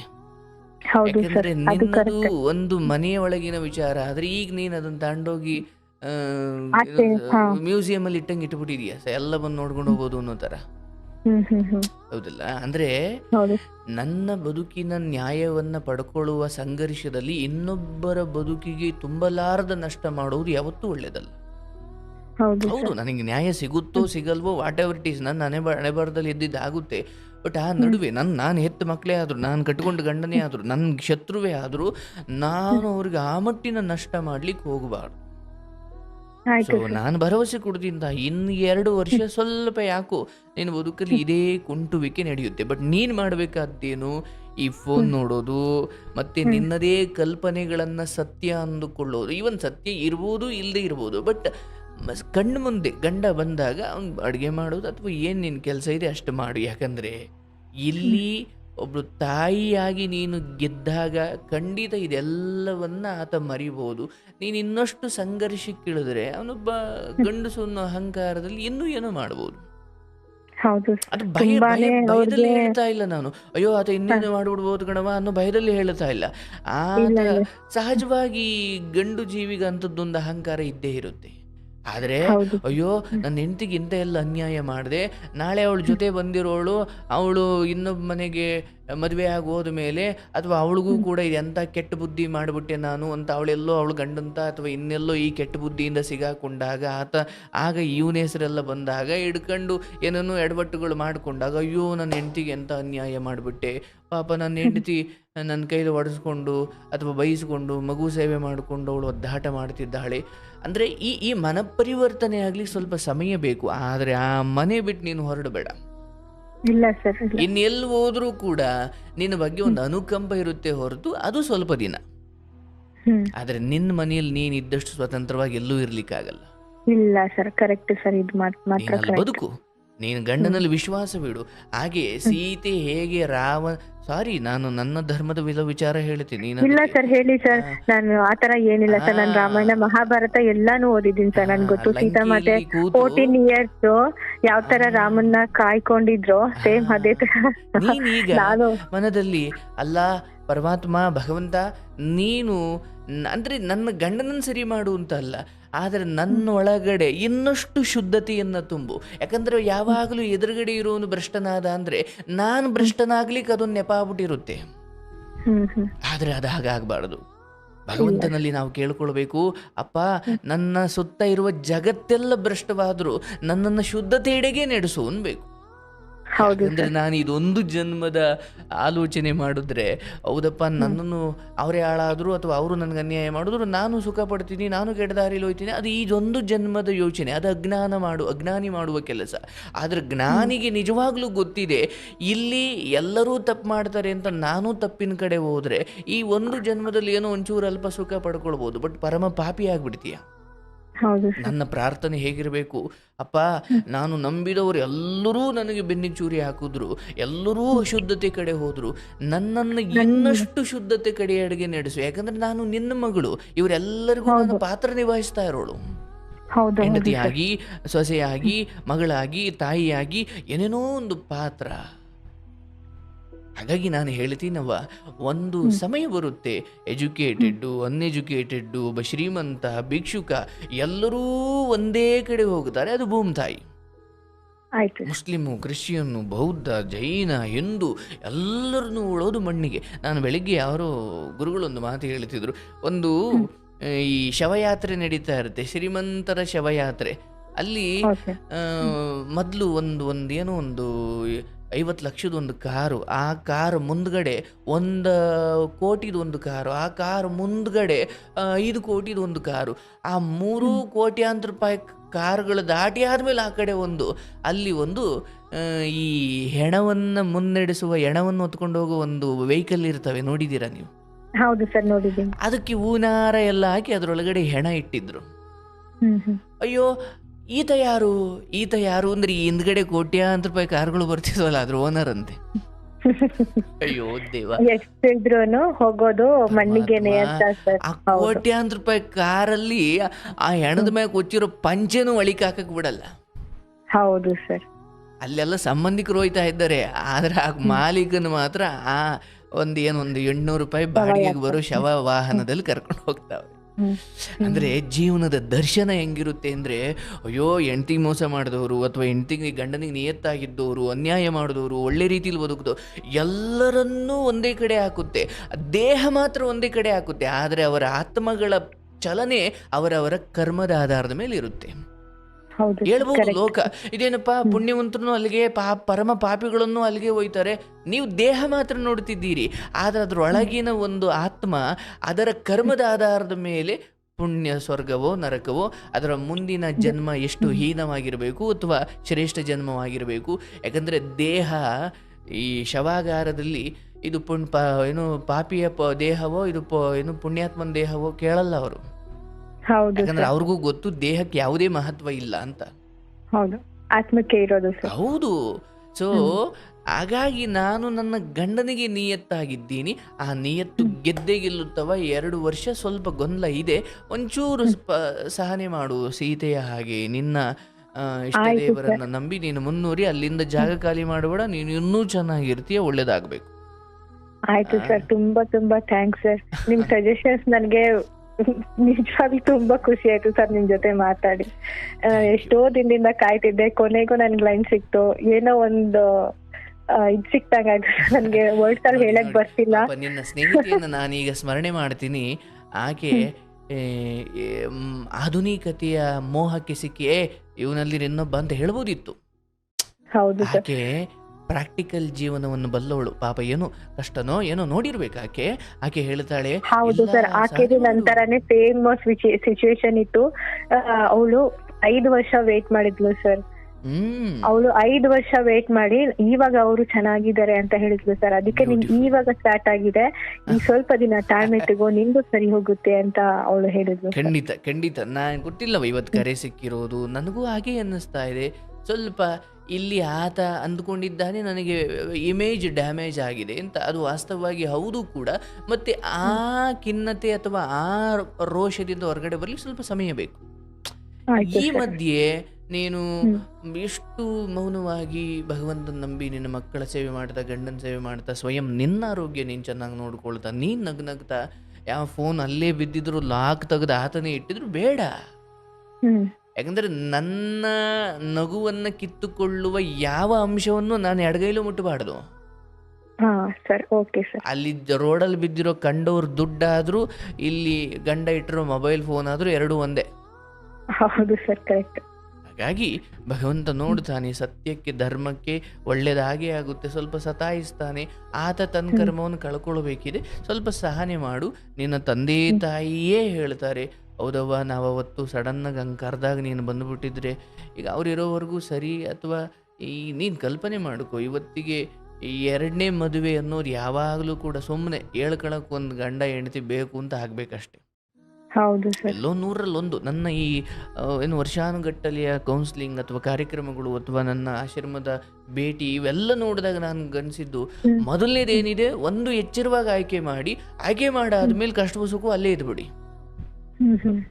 2ನೇದು ಅಂತ ಹೋದಾಗ ಸುಮ್ಮನೆ ಹೇಳ್ತಾರಲ್ಲ, ಚೆನ್ನಾಗಿದ್ದಾಗ ಎಲ್ಲವೂ ಚಂದ, ಹೌದು ಸರ್. ಏನೋ ಒಂದು ಮಾತು ಬಂದಾಗ ಅದು ಹೆಂಗಿರ್ತವೆ ಇಮ್ಯಾಜಿನ್ ಮಾಡಕ್ಕೂ ಸಾಧ್ಯ ಇಲ್ಲ ಸರ್ ನನಗೆ. ಅಯ್ಯೋ, ಆ ಮಾತುಗಳು ಹೆಂಗಿರ್ತವೆ ಅಂದ್ರೆ 1000 ಬಾಣಗಳು ಒಂದೇ ಬಾರಿ ಅದಕ್ಕೆ ನಮ್ಮ ಮನೆಯವ್ರು ಯಾರು ನನ್ ಜೊತೆ ಮಾತಾಡ್ತಿಲ್ಲ ಸರ್. ನಮ್ಮ ಅಮ್ಮ ಒಬ್ರೇ ನನ್ ಜೊತೆ ಮಾತಾಡ್ತಿರೋದು. ನಾಟ್ ಇವನ್ ನಮ್ಮ ಅಕ್ಕ, ನಮ್ಮ ರಿಲೇಟಿವ್ಸ್ ಯಾರು ನಮ್ಮ ಮಾತ್ ಮೀರಿ ನೀನ್ ಹೋಗ್ತಾ ಇದ್ಯಾ, ಸರಿ ಆಯ್ತು, ನಿನ್ ಗಂಡನ ಜೊತೆ ನೀನ್ ಚೆನ್ನಾಗಿರು, ನಾವು ಯಾರು ಫೋನ್ ಮಾಡಲ್ಲ ಇನ್ಮೇಲೆ ಅಂತ ಅಂದ್ಬಿಟ್ಟು. ಇರ್ಲವ, ತೊಂದರೆ ಇಲ್ಲ. ಅಂತಿಮವಾಗಿ ನಿನ್ನ ಮನೆ ಇದೆ, ಅದೆಲ್ಲ ನನ್ ನೆಂಟರು ಮನೇಲಿ ನಾನು ಸುಖವಾಗಿದ್ದೀನಿ ಸರ್. ಅವರು ನನ್ಗೆ ಊಟಕ್ಕೆ ಮತ್ತೆ ತಿಂಡಿಗೆ ಇದಕ್ಕೆ ನನ್ಗೇನು ಬರಲ್ಲ. ಈವನ್ ನಾನ್ ಕೆಲ್ಸಕ್ಕೆ ಹೋದ್ರು ಅವರೇ ಎಲ್ಲ ಸಾಮಾನೆಲ್ಲ ತಂದ್ಕೊಡ್ತಾರೆ. Great great great. ಇರ್ಲವ, ಒಂದೇನು ಕೆಟ್ಟಗಳಿಗೆ ಎಲ್ಲ ಒಳ್ಳೇದಾಗುತ್ತೆ. ನಾನು ಹೇಳ್ತೀನಲ್ಲ, ನೀನೇ ಫೋನ್ ಮಾಡಿ ಹೇಳ್ತೀಯ, ನಿನ್ನ ಗಂಡ ನಿಧಾನವಾಗಿ ಅತಿ ಬೇಗ ಒಂದೊಂದೇ ಕಾಣಿಸುತ್ತೆ, ಒಂದೇ ಏಟಿಗಲ್ಲ. ಬಟ್ ನಿನ್ನ ಕಡೆಯಿಂದ ಆಗಬೇಕಾದದ್ದು ಪರಮ ಮೌನ, ಮತ್ತು ಆ ಮೌನದೊಳಗಡೆ ಒಂದು ನಗು ಇರಬೇಕು. ತುಂಬ ಬೇಸರದ ಅಥವಾ ತುಂಬ ಏನು ವೈರಾಗ್ಯದ ಮೌನ ಬೇಡ. ಅಯ್ಯೋ ಏನಪ್ಪ ನನ್ನ ಜೀವನ ಹಿಂಗಾಯ್ತು, ಇಲ್ಲ, ಅಯ್ಯೋ ಏನೂ ಆಗಿಲ್ಲ ಅನ್ನೋ ತನ್ನೇ ಇರು. ಆತ ಮಾತಾಡಿಸೋದು ಈಗಲೇ ಮಾಡದೇ ಇರ್ಬೋದು, ಅಥವಾ ಆತ ಈಗಲೇ ನೀನು ಅಂದ್ಕೊಂಡಂಗೆ ಎಲ್ಲ ಬೆರೆತು ಬದುಕುವುದನ್ನು ಮಾಡದೇ ಇರ್ಬೋದು. ಯಾಕಂದರೆ ಆತನಿಗೆ ತನ್ನ ತಪ್ಪರಿವಾಗದ ಹೊರತು ನಿನ್ನ ತಪ್ಪನ್ನೇ ಆತ ತುಂಬಾ ದೊಡ್ಡದಾಗಿ ನೋಡ್ತಾನೆ. ಹೌದು ಸರ್, ಎಂದು ಅದನ್ನೇ ತನ್ನ ನೋಡ್ತಾ ತಪ್ಪು ಇರೋದು ಸರ್. ಅರ್ಥವಾಗುತ್ತೋ ಆಗ ನಿನ್ನ ತಪ್ಪು ಯಾಕಾಯ್ತು ಅಂತ ಅದಕ್ಕೆ ಸತ್ಯದ ಅರಿವಾಗುತ್ತೆ. ಹಾಗಾಗಿ ಆಯ್ತು ಸರ್. ಹಂಗ ಬದುಕು, ನಿನಗೆ ಒಳ್ಳೇದಾಗ್ಲವಾ, ನಿನ್ನ ಆಯ್ತು ಮಗುವಿಗೆ ಸರ್. ತುಂಬಾ ಒಳ್ಳೇದಾಗ್ಲಿ. ತುಂಬಾ ಥ್ಯಾಂಕ್ಸ್ ಸರ್. ತುಂಬಾ ಥ್ಯಾಂಕ್ಸ್ ಸರ್. ಹಾರ್ಟ್ಲಿ ನನ್ಗೆ ಏನ್ ಹೇಳ್ಬೇಕು ಅಷ್ಟೆಲ್ಲ. ತುಂಬಾ ಥ್ಯಾಂಕ್ಸ್ ಸರ್. ಒಳ್ಳೇದ್ ಮಾಡ್ಲವಾ, ದೇವ್ರ ಒಳ್ಳೇದು ಮಾಡ್ಲಿ, ಶುಭವಾಗ್ಲಿ. Okay sir. ಓಕೆ ಸರ್, ಬಾಯ್.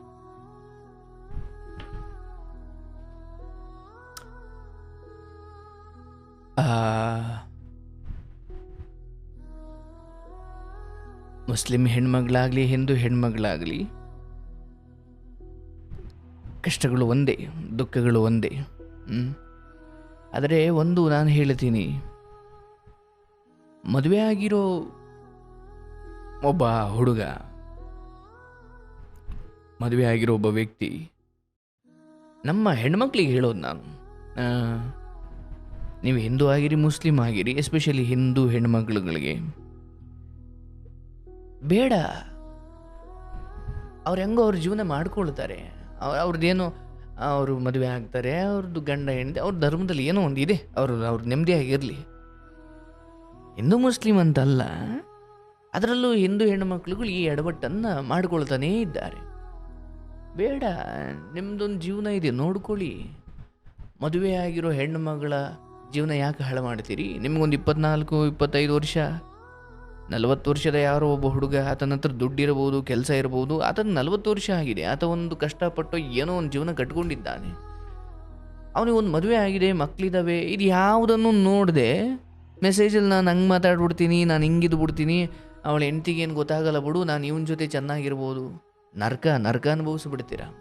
ಯಾರೋ ಏನೋ ಮಾಡ್ತಾರೆ ಅಂತ ಅಲ್ಲ, ಈ ಹುಡುಗನನ್ನು ನೀವು ಮನ್ಸು ಕೆಡಿಸಿ, ಅಥವಾ ಈತ ಬುದ್ಧಿ ಕೆಟ್ಟು ತನ್ನ ಹೆಂಡತಿಗೆ ಈತ ಅನ್ಯಾಯ ಮಾಡ್ತಾನೆ, ಅವ್ರ ಹೆಂಡತಿಗೆ ನೀವು ಅನ್ಯಾಯ ಮಾಡ್ತೀರಿ. ಆ ಹೆಣ್ಮಗಳು ಅಲ್ಲಿ ಒಂಟಿಯಾಗಿ ಅವಳು ಹಾಕೋ ಕಣ್ಣೀರಿದೆಯಲ್ಲ, ಸುಟ್ಟು ಹಾಕ್ಬಿಡುತ್ತೆ ನಿಮ್ಮನ್ನು. ಇದೆಲ್ಲ ಅನ್ಸ್ಬೋದು, ಇದೆಲ್ಲ ಸುಳ್ಳು, ನಾವು ಮಜಾ ಮಾಡೋಣ ಅದು ಇದು ಅಂತ. ಬೆಂಕಿಯನ್ನು ಮಡ್ಲಲ್ಲಿ ಕಟ್ಟಿಕೊಂಡು ಸುಖವನ್ನು ಬೆನ್ನತ್ತಿ ಹೋಗೋ ಯಾರಾದರೂ ಕೂಡ ಸುಖದ ಬಿಂದುವಿಗೆ ತಲುಪುವಷ್ಟರಲ್ಲಿ ಹುರಿದು ಸುಟ್ಟು ಹೋಗ್ಬಿಟ್ಟಿರ್ತೀರ. ಬೆಂಕಿ ಮಡ್ಲಲ್ಲೇ ಇರುತ್ತೆ, ಸುಖ ಕಾಣುತ್ತೆ, ಆದರೆ ಅದರ ಹತ್ರ ಹೋಗ್ಲಿಕ್ಕಾಗಲ್ಲ. ಬೇಡ, ಯಾವ ಸಂಸಾರಗಳನ್ನು ಹಾಳು ಮಾಡಬೇಡಿ. ಆಯಿತು, ಮದುವೆ ಆಗದಿರೋ ಹುಡುಗರು ತುಂಬ ಜನ ಇದ್ದಾರೆ, ಅದರಲ್ಲಿ ಯಾರೋ ಒಬ್ಬರನ್ನ ಆಯ್ಕೆ ಮಾಡಿ ಜೀವನ ಮಾಡ್ಕೊಳ್ಳಿ. ಮದುವೆ ಆಗಿರೋ ವ್ಯಕ್ತಿಗಳು, ಅವ್ರಿಗೇನು ಕೆಟ್ಟ ಬುದ್ಧಿ ಇರ್ಬೋದು, ಹೆಣ್ಮಕ್ಳು ಎಚ್ಚೆತ್ತುಕೊಳ್ಬೇಕು. ನನಗೆ ಮದುವೆ ಆಗಿದೆ, ಹಿಂಗೆಲ್ಲ ತಪ್ಪು ಮಾಡಬಾರ್ದು, ಹೆಣ್ಮಕ್ಳು ಎಚ್ಚೆತ್ತುಕೊಳ್ಳಿ. ಹಂಗಂತ ಹೆಣ್ಮಕ್ಳಿದೆ ತಪ್ಪು, ಗಂಡು ಮಕ್ಕಳು ಎಲ್ಲ ಏನು ಮಾಡಿದ್ರು ಏನು ತೊಂದರೆ ಇಲ್ಲ, ಹೆಣ್ಮಕ್ಳು ಎಚ್ಚರವಾಗಿರಿ ಅಥವಾ ಹೆಣ್ಮಕ್ಳು ನೆಟ್ಟಗಿರಿ ಅಂತ ನಾನು ಹೇಳಲ್ಲ, ಇಬ್ಬರದ್ದು ತಪ್ಪಿದೆ. ಬಟ್ ಹೆಣ್ಮಕ್ಳ ಮೇಲಿನ ಕಾಳಜಿಗೆ ಹೇಳ್ತಾ ಇದ್ದೀನಿ ಅಷ್ಟೇ. ಒಳ್ಳೆಯದಾಗ್ಲವಾ, ಶುಭವಾಗಲಿ ನಿನಗೆ. ಹರೇ ಕೃಷ್ಣ. ಈಗ ನಾನು ಮುಂದಿನ ಕರೆ ತಗೊಳ್ತೀನಿ. ಹಲೋ, ನಮಸ್ತೆ. ನಮಸ್ತೆ ಸರ್. ನಮಸ್ತೆ ನವ್ವ, ಕೇಳಿಸ್ತಾ ಇದೆಯಾ? ಸರ್, ನನಗೆ ಕೇಳಿಸ್ತಿದೆ, ನಿಮ್ಗೆ ಕೇಳಿಸ್ತಿದ್ಯಾ? ನನಗೂ ಕೇಳಿಸ್ತಾ ಇದೆ. ಎಲ್ಲಿಂದ ಫೋನ್ ಮಾಡ್ತಿರೋದವ್ವ? ಸರ್, ನಾನು ಇಲ್ಲೇ ಬೆಂಗಳೂರಿಂದನೇ, ಮಾಗಡಿ ರೋಡ್ ಇಲ್ಲೇ ಇರೋದು. ಅಲ್ಲೇ ಇರೋದಾ? ಅಲ್ಲೇ ಹಾಕಿದ್ದೀರಿ? ಅಂದ್ರೆ ಸರ್, ನೀವು ಬೆಂಗಳೂರಲ್ಲೇ ಇರೋದು ಅಂತ ಹೇಳ್ತಿರ್ತೀರಲ್ಲ. ಓ, ನಿಮ್ಮ ಹತ್ರನೇ ಇದ್ದೀವಿ ಅಂತ? ಆ ತರ ಸರ್. ಅಯ್ಯೋ ದೇವ್, ನಾನು ನಮ್ದು ಮಾಗಡಿ ರೋಡು, ನಾವಿಲ್ಲೇ ಇದ್ದೀವಿ ಅಂದ್ರೆ ನಾವೀಗ ಎಲ್ಗೋಗ್ಬೇಕು ಅಂತ. ಆಯ್ತು, ಒಳ್ಳೇದಾಗ್ಲಿ. ಏನ್ ಮಾಡ್ಕೊಂಡಿರೋದು? ಸರ್, ನಾನು BSc ಓದಿದೀನಿ, ಮತ್ತೆ ಕಾಂಪಿಟೇಟಿವ್ ಎಕ್ಸಾಮ್ಸ್ಗೆ ಓದ್ತಿದೆ ಸರ್. BSc ಅಂದ್ರೆ ಏನು? Bachelor of science. ಶಬ್ಬಾಷ್, ಸೈನ್ಸ್ ತಗೊಳ್ಳೋ ಅಷ್ಟು ಇಂಟೆಲಿಜೆಂಟಾ ನೀವು? ನೀವು ನಮಗಿಂತ ಇಲ್ಲ ಬುದ್ಧಿವಂತ. ಸರ್, ಅದಕ್ಕೆ ಜ್ಞಾನ ಪಡ್ಕೊಳ್ಳೋಣ ಅಂತಾನೆ ತಗೊಂಡಿದ್ದೆ ಸರ್, ಓದೋಣ ಅಂತ. ಆದ್ರೆ ಜ್ಞಾನ ಸಿಗ್ಲಿಲ್ವಾ? ನಾ ಪ್ರಯತ್ನ ಪಟ್ಟಿದ್ದೀನಿ ಸರ್ ಪಡ್ಕೊಳ್ಳೋದಕ್ಕೆ. ಅತಿ ಕ್ಲಿಷ್ಟವಾದದ್ದನ್ನ ಗೆಲ್ಲೋದಿರ್ಲಿ, ಆಯ್ಕೆ ಮಾಡ್ಲಿಕ್ಕೂ ಒಂದು ದೊಡ್ಡ ತಾಕತ್ ಬೇಕು, ಹೌದಲ್ಲ? ಹೌದು ಸರ್. ಈ ಮಾತನ್ನು ದೊಡ್ಡವರು ಹೇಳ್ತಾರೆ. ಅಪ್ಪ, ಭಾಳ ಹಿರಿದಾದ ಕನಸನ್ನು ಈಡೇರಿಸ್ಕೊಂಡೋ ಇಲ್ವೋ, ಆದರೆ ಹಿರಿದಾದ ಕನಸನ್ನು ಕಂಡೆ ಅನ್ನೋದೇ ನಿನ್ನ ಜನ್ಮ ಸಾರ್ಥಕ ಅಂತ. ಹೌದು ಸರ್. ಚಿಕ್ಕ ಚಿಕ್ಕದನ್ನೇ ಹಿಂಬಾಲಿಸೋದ್ರ ಬದಲು ದೊಡ್ಡ ಕನಸು ಕಾಣುವಂತ ಹಾಗೆ ಸೈನ್ಸನ್ನು ದೊಡ್ಡ ವಿಚಾರ ತಗೊಂಡಿದ್ರಿ. ಆಗಲಿ, ಒಳ್ಳೇದಾಗಲಿ. ಕಾರ್ಯಕ್ರಮ ಯಾವಾಗ್ಲಿಂದ ನೋಡ್ತಿದ್ದೀರಿ? ಸರ್ ನಾನು 2021 ಅಕ್ಟೋಬರ್ ಅವಾಗಿಂದನೂ ನೋಡ್ತಿದ್ದೀನಿ ಸರ್. ಓಹೋ, ಹಳೆ ಸಂಬಂಧಿಕರು ಹಂಗಾರೆ ನೀವು. ಹೌದು ಸರ್. ಹಂಗಾರೆ ಈ ಮುಂಚೆ ಮಾತಾಡಿರ್ತೀರಿ ನೀವು? ಇಲ್ಲ ಸರ್, ನನ್ಗೆ ಯಾವತ್ತು ಮಾತಾಡ್ಬೇಕು ಕಾಲ್ ಮಾಡ್ಬೇಕು ಅನ್ನಿಸ್ಲಿಲ್ಲ. ನಾನು ಇದೇ ಫಸ್ಟ್ ಟೈಮ್ ಅಂದ್ಕೊಂಡಿದ್ದು ಮತ್ತೆ ಮಾಡಿದ್ದು ಕೂಡ ಸರ್. ಅಯ್ಯೋ, ದುರಂತ ನೋಡಿ, ಇವತ್ತೇ ಸಿಕ್ಬಿಟ್ಟಿದೆ.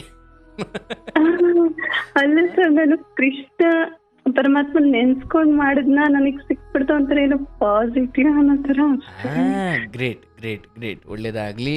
ಎಷ್ಟು ವಯಸ್ಸು ನಿಮಗೆ? ಸರ್ ನನಗೆ ಆಲ್ಮೋಸ್ಟ್ 25 ಸರ್ ಇವಾಗ. ಆಗ್ಲವಾ, ಏನಾದರೂ ಹಂಚ್ಕೊಳ್ಳೋದು ಇದೆಯಾ? ಸರ್ ಸಮಸ್ಯೆ ಹಂಚ್ಕೊಳ್ಬೇಕು ಅಂತ ಏನು ಇಲ್ಲ. ನಾನು ಸಮಸ್ಯೆಲಿ ಇದ್ದಾಗ ಸರ್ ನಿಮ್ಮ ಪ್ರೋಗ್ರಾಮ್ಗಳೆಲ್ಲ ನನಗೆ ಸಿಕ್ಕಿದ್ದು. ಹೌದು ಸರ್, ಅವಾಗ ನಮ್ಮ ತಂದೆಗೆ ಸ್ವಲ್ಪ ತುಂಬಾ ಹುಷಾರಿರ್ಲಿಲ್ಲ. ಆಗ ಒಂಥರ ನಮ್ಗೆ ಸಂಬಂಧದಲ್ಲಿ ಏನೇನೋ ಸ್ವಲ್ಪ ಗಲಾಟೆಗಳೆಲ್ಲ ಆದಾಗ, ಸ್ವಲ್ಪ ಮಾನಸಿಕ ಕಿರಿಕಿರಿ ಇದ್ದಾಗ ನಿಮ್ ಪ್ರೋಗ್ರಾಮ್ ತುಂಬಾ ಹೆಲ್ಪ್ ಆಯ್ತು ಸರ್. ನಾನು ಅದರಿಂದ ಹೊರಗ್ ಬಂದು ಸ್ವಲ್ಪ ಮತ್ತೆ ನಾರ್ಮಲ್ ಆಗಿರೋದಕ್ಕೆ. ಹಾಗಾಗಿ ನಾನು ಮತ್ತೆ ಬಂದೇನೇ ಸಮಸ್ಯೆ ಬಂದ್ರು ನಾನೇ ನಿಭಾಯಿಸ್ಕೊಳ್ಳೋಷ್ಟು ನಿಮ್ಮಿಂದ ಜ್ಞಾನ ಪಡ್ಕೊಂಡಿದ್ದೀನಿ ಅನ್ಕೊಂತೀನಿ ಸರ್. Beautiful beautiful. ಅಂದ್ರೆ ನೋಡಿ, ಈ ಮಾತು ತುಂಬಾ ಚೆನ್ನಾಗಿದೆ. ಈ ಬದುಕೆ ಒಂದು ಕಗ್ಗತ್ತಲ ರಾತ್ರಿ. ಇಲ್ಲಿ ಬೇರೆಯವರ ಬೆಳಕನ್ನ ನಂಬಿ ನಡಿಬಾರ್ದು. ನಮ್ಮ ಲ್ಯಾಟಿನ್ ಹಿಡ್ಕೊಂಡೆ ನಮ್ಮ ದಾರಿಯನ್ನು ಕಂಡುಕೊಳ್ಬೇಕು. ಅಬ್ಬಬ್ಬ ಅಂದ್ರೆ ಗುರುವನ್ನ ದಾರಿ ಕೇಳಬಹುದು, ಆದ್ರೆ ದಾರಿಯಲ್ಲಿ ನಡಿಬೇಕಾದ್ ನೀವೇ. ಎಷ್ಟು ಚೆನ್ನಾಗಿ ಹೇಳಿದ್ರಿ. ಹೌದು, ದುಃಖ ಇದ್ದಾಗ ಅಥವಾ ಏನು ಅಂತ ತಾಪತ್ರಗಳು, ದುಃಖಗಳು, ಜಗಳಗಳು, ಗೊಂದಲಗಳು ಇದ್ದಾಗ ನಿಮ್ಮ ಮಾತು ನನಗೊಂದು ಧೈರ್ಯ ಕೊಡೋದು, ಅಥವಾ ಹೇಗೆ ನಡಿಬೇಕು, ಹೇಗೆ ಇದನ್ನು ನಿಭಾಯಿಸಬೇಕು, ಅಥವಾ ಹೇಗೆ ಇದನ್ನು ಸಹನೆ ಮಾಡಬೇಕು, ಸಹಿಸಬೇಕು ಅಂತ ಹೇಳೋದು. ಬಟ್ ಈಗ ಏನು ಬಂದರೂ ನಾನು ಸ್ವಯಂ ಇಂಡಿವಿಜುವಲ್ ಆಗಿ ಅದನ್ನು ಫೈಟ್ ಮಾಡೋ ಸ್ವಲ್ಪ ಗುಣ ಬಂದಿದೆ ಅಂತ. ಹೌದಲ್ಲ? ಹೌದು ಸರ್, ಹೌದು. Beautiful beautiful beautiful. ಬಹುಶಃ ಒಬ್ಬ ಗುರು ಇದನ್ನೇ ಬಯಸ್ತಾನೆ. ಎಲ್ಲದಕ್ಕೂ ನಮ್ಮ ಹತ್ರ ಬರದೇ ಇರಲಿ, ಎಲ್ಲವನ್ನು ಒಬ್ಬ ನೀವೇ ನಿಭಾಯಿಸಬೇಕು ಅಂತ. ಯಾರೋ ಒಬ್ರು ದೊಡ್ಡವರು ಒಂದು ಮಾತು ಹೇಳ್ತಾ ಇದ್ರು, ಒಂದು ಚಿಕ್ಕ ಕತೆ ಮೂಲಕ ಹೇಳ್ತಾ ಇದ್ರು. ಅವರು ಮನೆಯಲ್ಲಿ ಯಾರೋ ಒಬ್ಬ ಹಿರಿಯ ಯಜಮಾನ ಇದ್ದ. ಅವನಿಗೆ 8 ಜನ ಗಂಡು ಮಕ್ಕಳು. ಆದ್ರೆ ಅವನಿಗೆ ವಯಸ್ಸಾಗ್ತಾ ಆಗ್ತಾ 1-2 ಕಣ್ಣು ಕಾಣದಂಗ ಆಗ್ಬಿಟ್ಟು.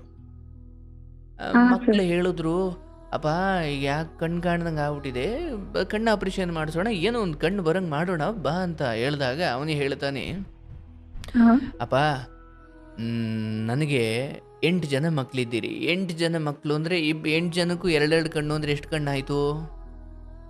16. ಹಾಂ, ಆ 8 ಜನ ಗಂಡು ಮಕ್ಕಳಿಗೂ 8 ಜನ ಸೊಸೆಯರು. ಆ 8 ಜನ ಸೊಸೆಯರಿಗೆ 2 ಕಣ್ಣು ಅಂದರೆ ಅವ್ರದ್ದು ಎಷ್ಟಾಯಿತು? ಅವ್ರದ್ದು 16. 2 ಸೇರಿದ್ರೆ 32. ಹಾ, ಈ ಹೆಂಡತಿದ 2 ಕಣ್ಣು, ಈತನ ಹೆಂಡತಿ 2 ಕಣ್ಣು, 34. ಅವನು ಹೇಳ್ತಾನೆ, ಅಪ್ಪ ನನಗೆ ಒಟ್ಟು 34 ಕಣ್ಣುಗಳಿದ್ದೀರ ನನ್ನ ನೋಡ್ಕೊಳ್ಳೋಕೆ, ನಾನು ಯಾಕೆ ಕಣ್ಣು ಆಪರೇಷನ್ ಮಾಡಿಸ್ಕೊಳ್ಳಿ, ನನಗೆ ಬೇಡ ಅಂದ ಅವನು. ಒಳ್ಳೆ ಕತೆ ಆಯ್ತು ಆಯ್ತು ಅಂತ ಅವರು ಸುಮ್ಮನಾದ್ರು. ಏನೋ ಒಂದ್ ದಿವಸ ಹಣೆ ಬರ್ ಕೆಟ್ಟು ಮನೆಗೆ ಬೆಂಕಿ ಬಿದ್ಬಿಡ್ತು. ಯಾವ ಮಟ್ಟಿಗೆ ಬಿತ್ತು ಅಂದ್ರೆ ಎದ್ದೆಲ್ಲ ಓಡೋಗೋದೇ ಒತ್ತಾಗೋಯ್ತು.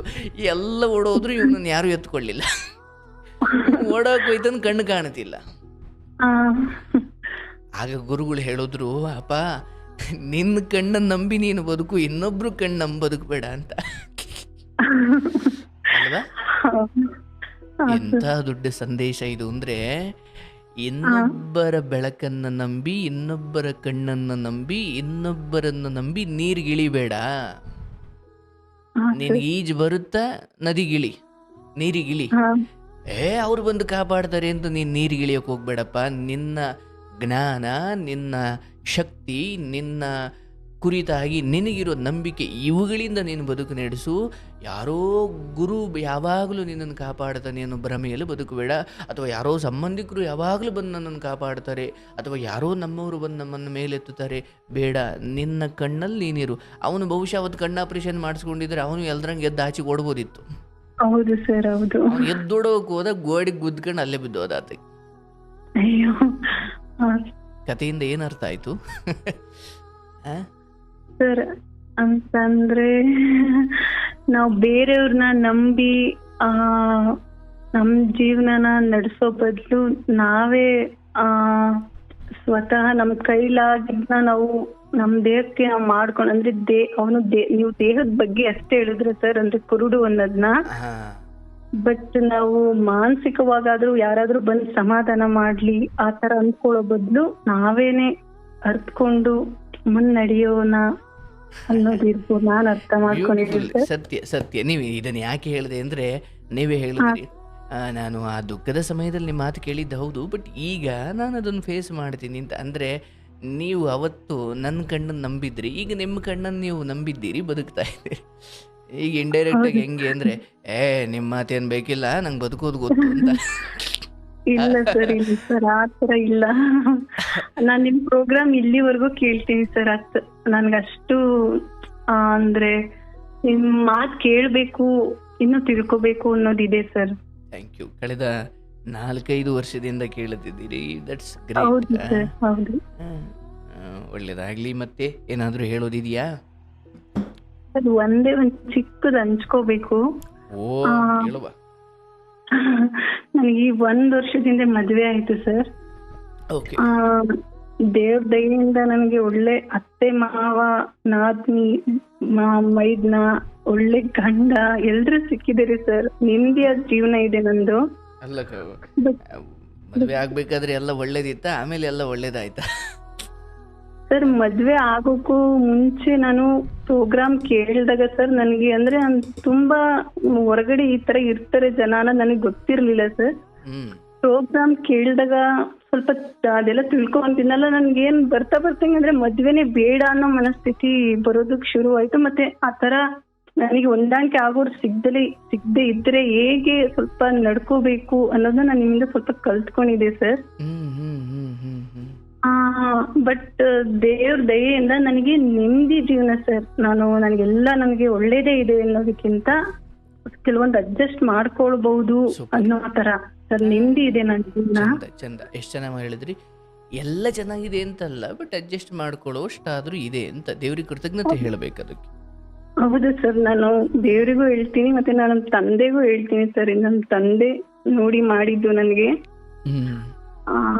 ಅವ್ರನ್ನು ನಾನು ಪ್ರತಿಯೊಂದು ಖುಷಿ ವಿಚಾರದಲ್ಲೂ ನಾನು ಅವ್ರನ್ನ ನೆನ್ಸ್ಕೋತೀನಿ ಸರ್. ಇವತ್ತು ಅವರಿಂದಾನೇ ನನಗೆ ಈ ಜೀವನ ಸಿಕ್ಕಿದ್ದು. ತಂದೆ ಇದಾರಾ? ಹಾ ಸರ್, ಇದಾರೆ ಅವರು. ನಮ್ಗೆ ಏನಂದ್ರೆ ಸರ್, ಸದ್ಯಕ್ಕೆ ಒಂದು ಮಗುಗಾಗಿ ನಾವಿಬ್ರು ಹಂಬಲಿಸ್ತಿದೀವಿ ಸರ್. ಅದಕ್ಕೆ ಪ್ರಯತ್ನ ಪಡ್ತಾ ಇದೀವಿ. ಮತ್ತೆ ನನಗೆ ಸ್ವಲ್ಪ ಸಮಸ್ಯೆ ಇದೆ, ಬಟ್ ನಾವು ಅದಕ್ಕೆ ಮೆಡಿಕಲ್ ಮುಖಾಂತರ ಸರಿ ಮಾಡ್ಕೊಳಕ್ ಇಷ್ಟ ಪಡ್ಲಿಲ್ಲ ಸರ್. ನಾವಿಬ್ರು ನಾವು ಯೋಗ, ಡಯಟ್ ಆ ತರದಲ್ಲೇ ನಾವು ಬದಲಾವಣೆ ಮಾಡ್ಕೊಂಡು ನಾವು ಕಾದು ಮಾಡ್ಕೊಳ್ಳೋಣ ಅಂತ ಅಂದ್ಕೊಂಡಿದೀವಿ. ಮತ್ತೆ ಅದು ಮಾಡ್ತಿದೀವಿ ಕೂಡ. ಒಂದು 3-4 ಮಂತ್ಸ್ ಇಂದನೂ ಅದ್ರ ಪ್ರಯತ್ನ ಸ್ಟ್ರಿಕ್ಟ್ ಆಗಿ ಮಾಡ್ತಿದ್ದೀನಿ ಸರ್. ಅಂದ್ರೆ ನಿಮ್ಮ ದಿನಚರಿಯನ್ನು ಬದಲಾಯಿಸ್ಕೊಳ್ಳೋ ಮೂಲಕ? ಹೌದು ಸರ್. ನಿಮ್ಮ ಅಥವಾ ದೇಹಕ್ಕೆ ಸ್ವಲ್ಪ ಕಸರತ್ತಾಗಿರ್ಬೋದು, ಅಥವಾ ತಿನ್ನೋ ಊಟದಿಂದ ಮಾಡೋ ಆಲೋಚನೆಯಿಂದ ಈ ಮೂಲಕ. ಓಕೆ, ಇದರ ಭರವಸೆ ನೀಡಿದವರು ಯಾರು ಸರ್? ಅಂದ್ರೆ ನನಗೆ 2021 ಸರ್, 2021ರಲ್ಲಿ ಕೆಲವೊಂದು ವಿಚಾರಗಳಿಂದ ನಾನು ಮಾನಸಿಕವಾಗಿ ತುಂಬಾ ಕುಗ್ಗಿ ನನಗೆ ಕೆಲವೊಂದು ಹಾರ್ಮೋನಲ್ ಚೇಂಜಸ್ ಆಯ್ತು ಸರ್ ನನ್ನ ದೇಹದಲ್ಲಿ. ಅವಾಗಿಂದನೂ ಸ್ವಲ್ಪ ಇರ್ರೆಗ್ಯುಲರ್ ಅನ್ನೋದು ನನ್ನ ಹುಟ್ಟಲ್ಲಿ ಆಗ್ತಾನೆ ಬಂತು. ಹಾಗಾಗಿ ನಾನು ಹುಡುಕ್ತಿದ್ದೆ ಸರ್. ನಾನು ಮೆಡಿಕಲ್ ಅಂದ್ರೆ ಹಾಸ್ಪಿಟಲ್ಗೆ ಹೋಗೋದಕ್ಕೆ ನನಗೆ ಅಷ್ಟು ಇಷ್ಟ ಇಲ್ಲ ಸರ್. ನಾನು ಮನೇಲಿ ಹೆಂಗೆ ಅದನ್ನ ಬದಲಾಯಿಸ್ಕೊಳ್ಳೋದು ಅಂತ ನೋಡ್ತಿದ್ದೆ. ಅವಾಗ ಯೋಗ ಗುರು ಶೈಲೇಂದ್ರ ಅಂತ ಒಂದು ಯೂಟ್ಯೂಬ್ ಅಲ್ಲಿ ಸಿಕ್ತು ಸರ್ ಅವ್ರದ್ದು. ಅಲ್ಲಿ ಎಷ್ಟೋ ಮಹಿಳೆಯರು ಅವರು ನೋಡಿ ಅಲ್ಲಿ ಯೋಗ ಮಾಡಿ ಡಯಟ್ ಎಲ್ಲ ತಗೊಂಡು ಅವರು ಕನ್ಸೀವ್ ಆಗಿರೋದನ್ನ ನಾನು ಕಮೆಂಟ್ ಮೂಲಕ ನೋಡಿದ್ದೆ ಸರ್ ಅದನ್ನ.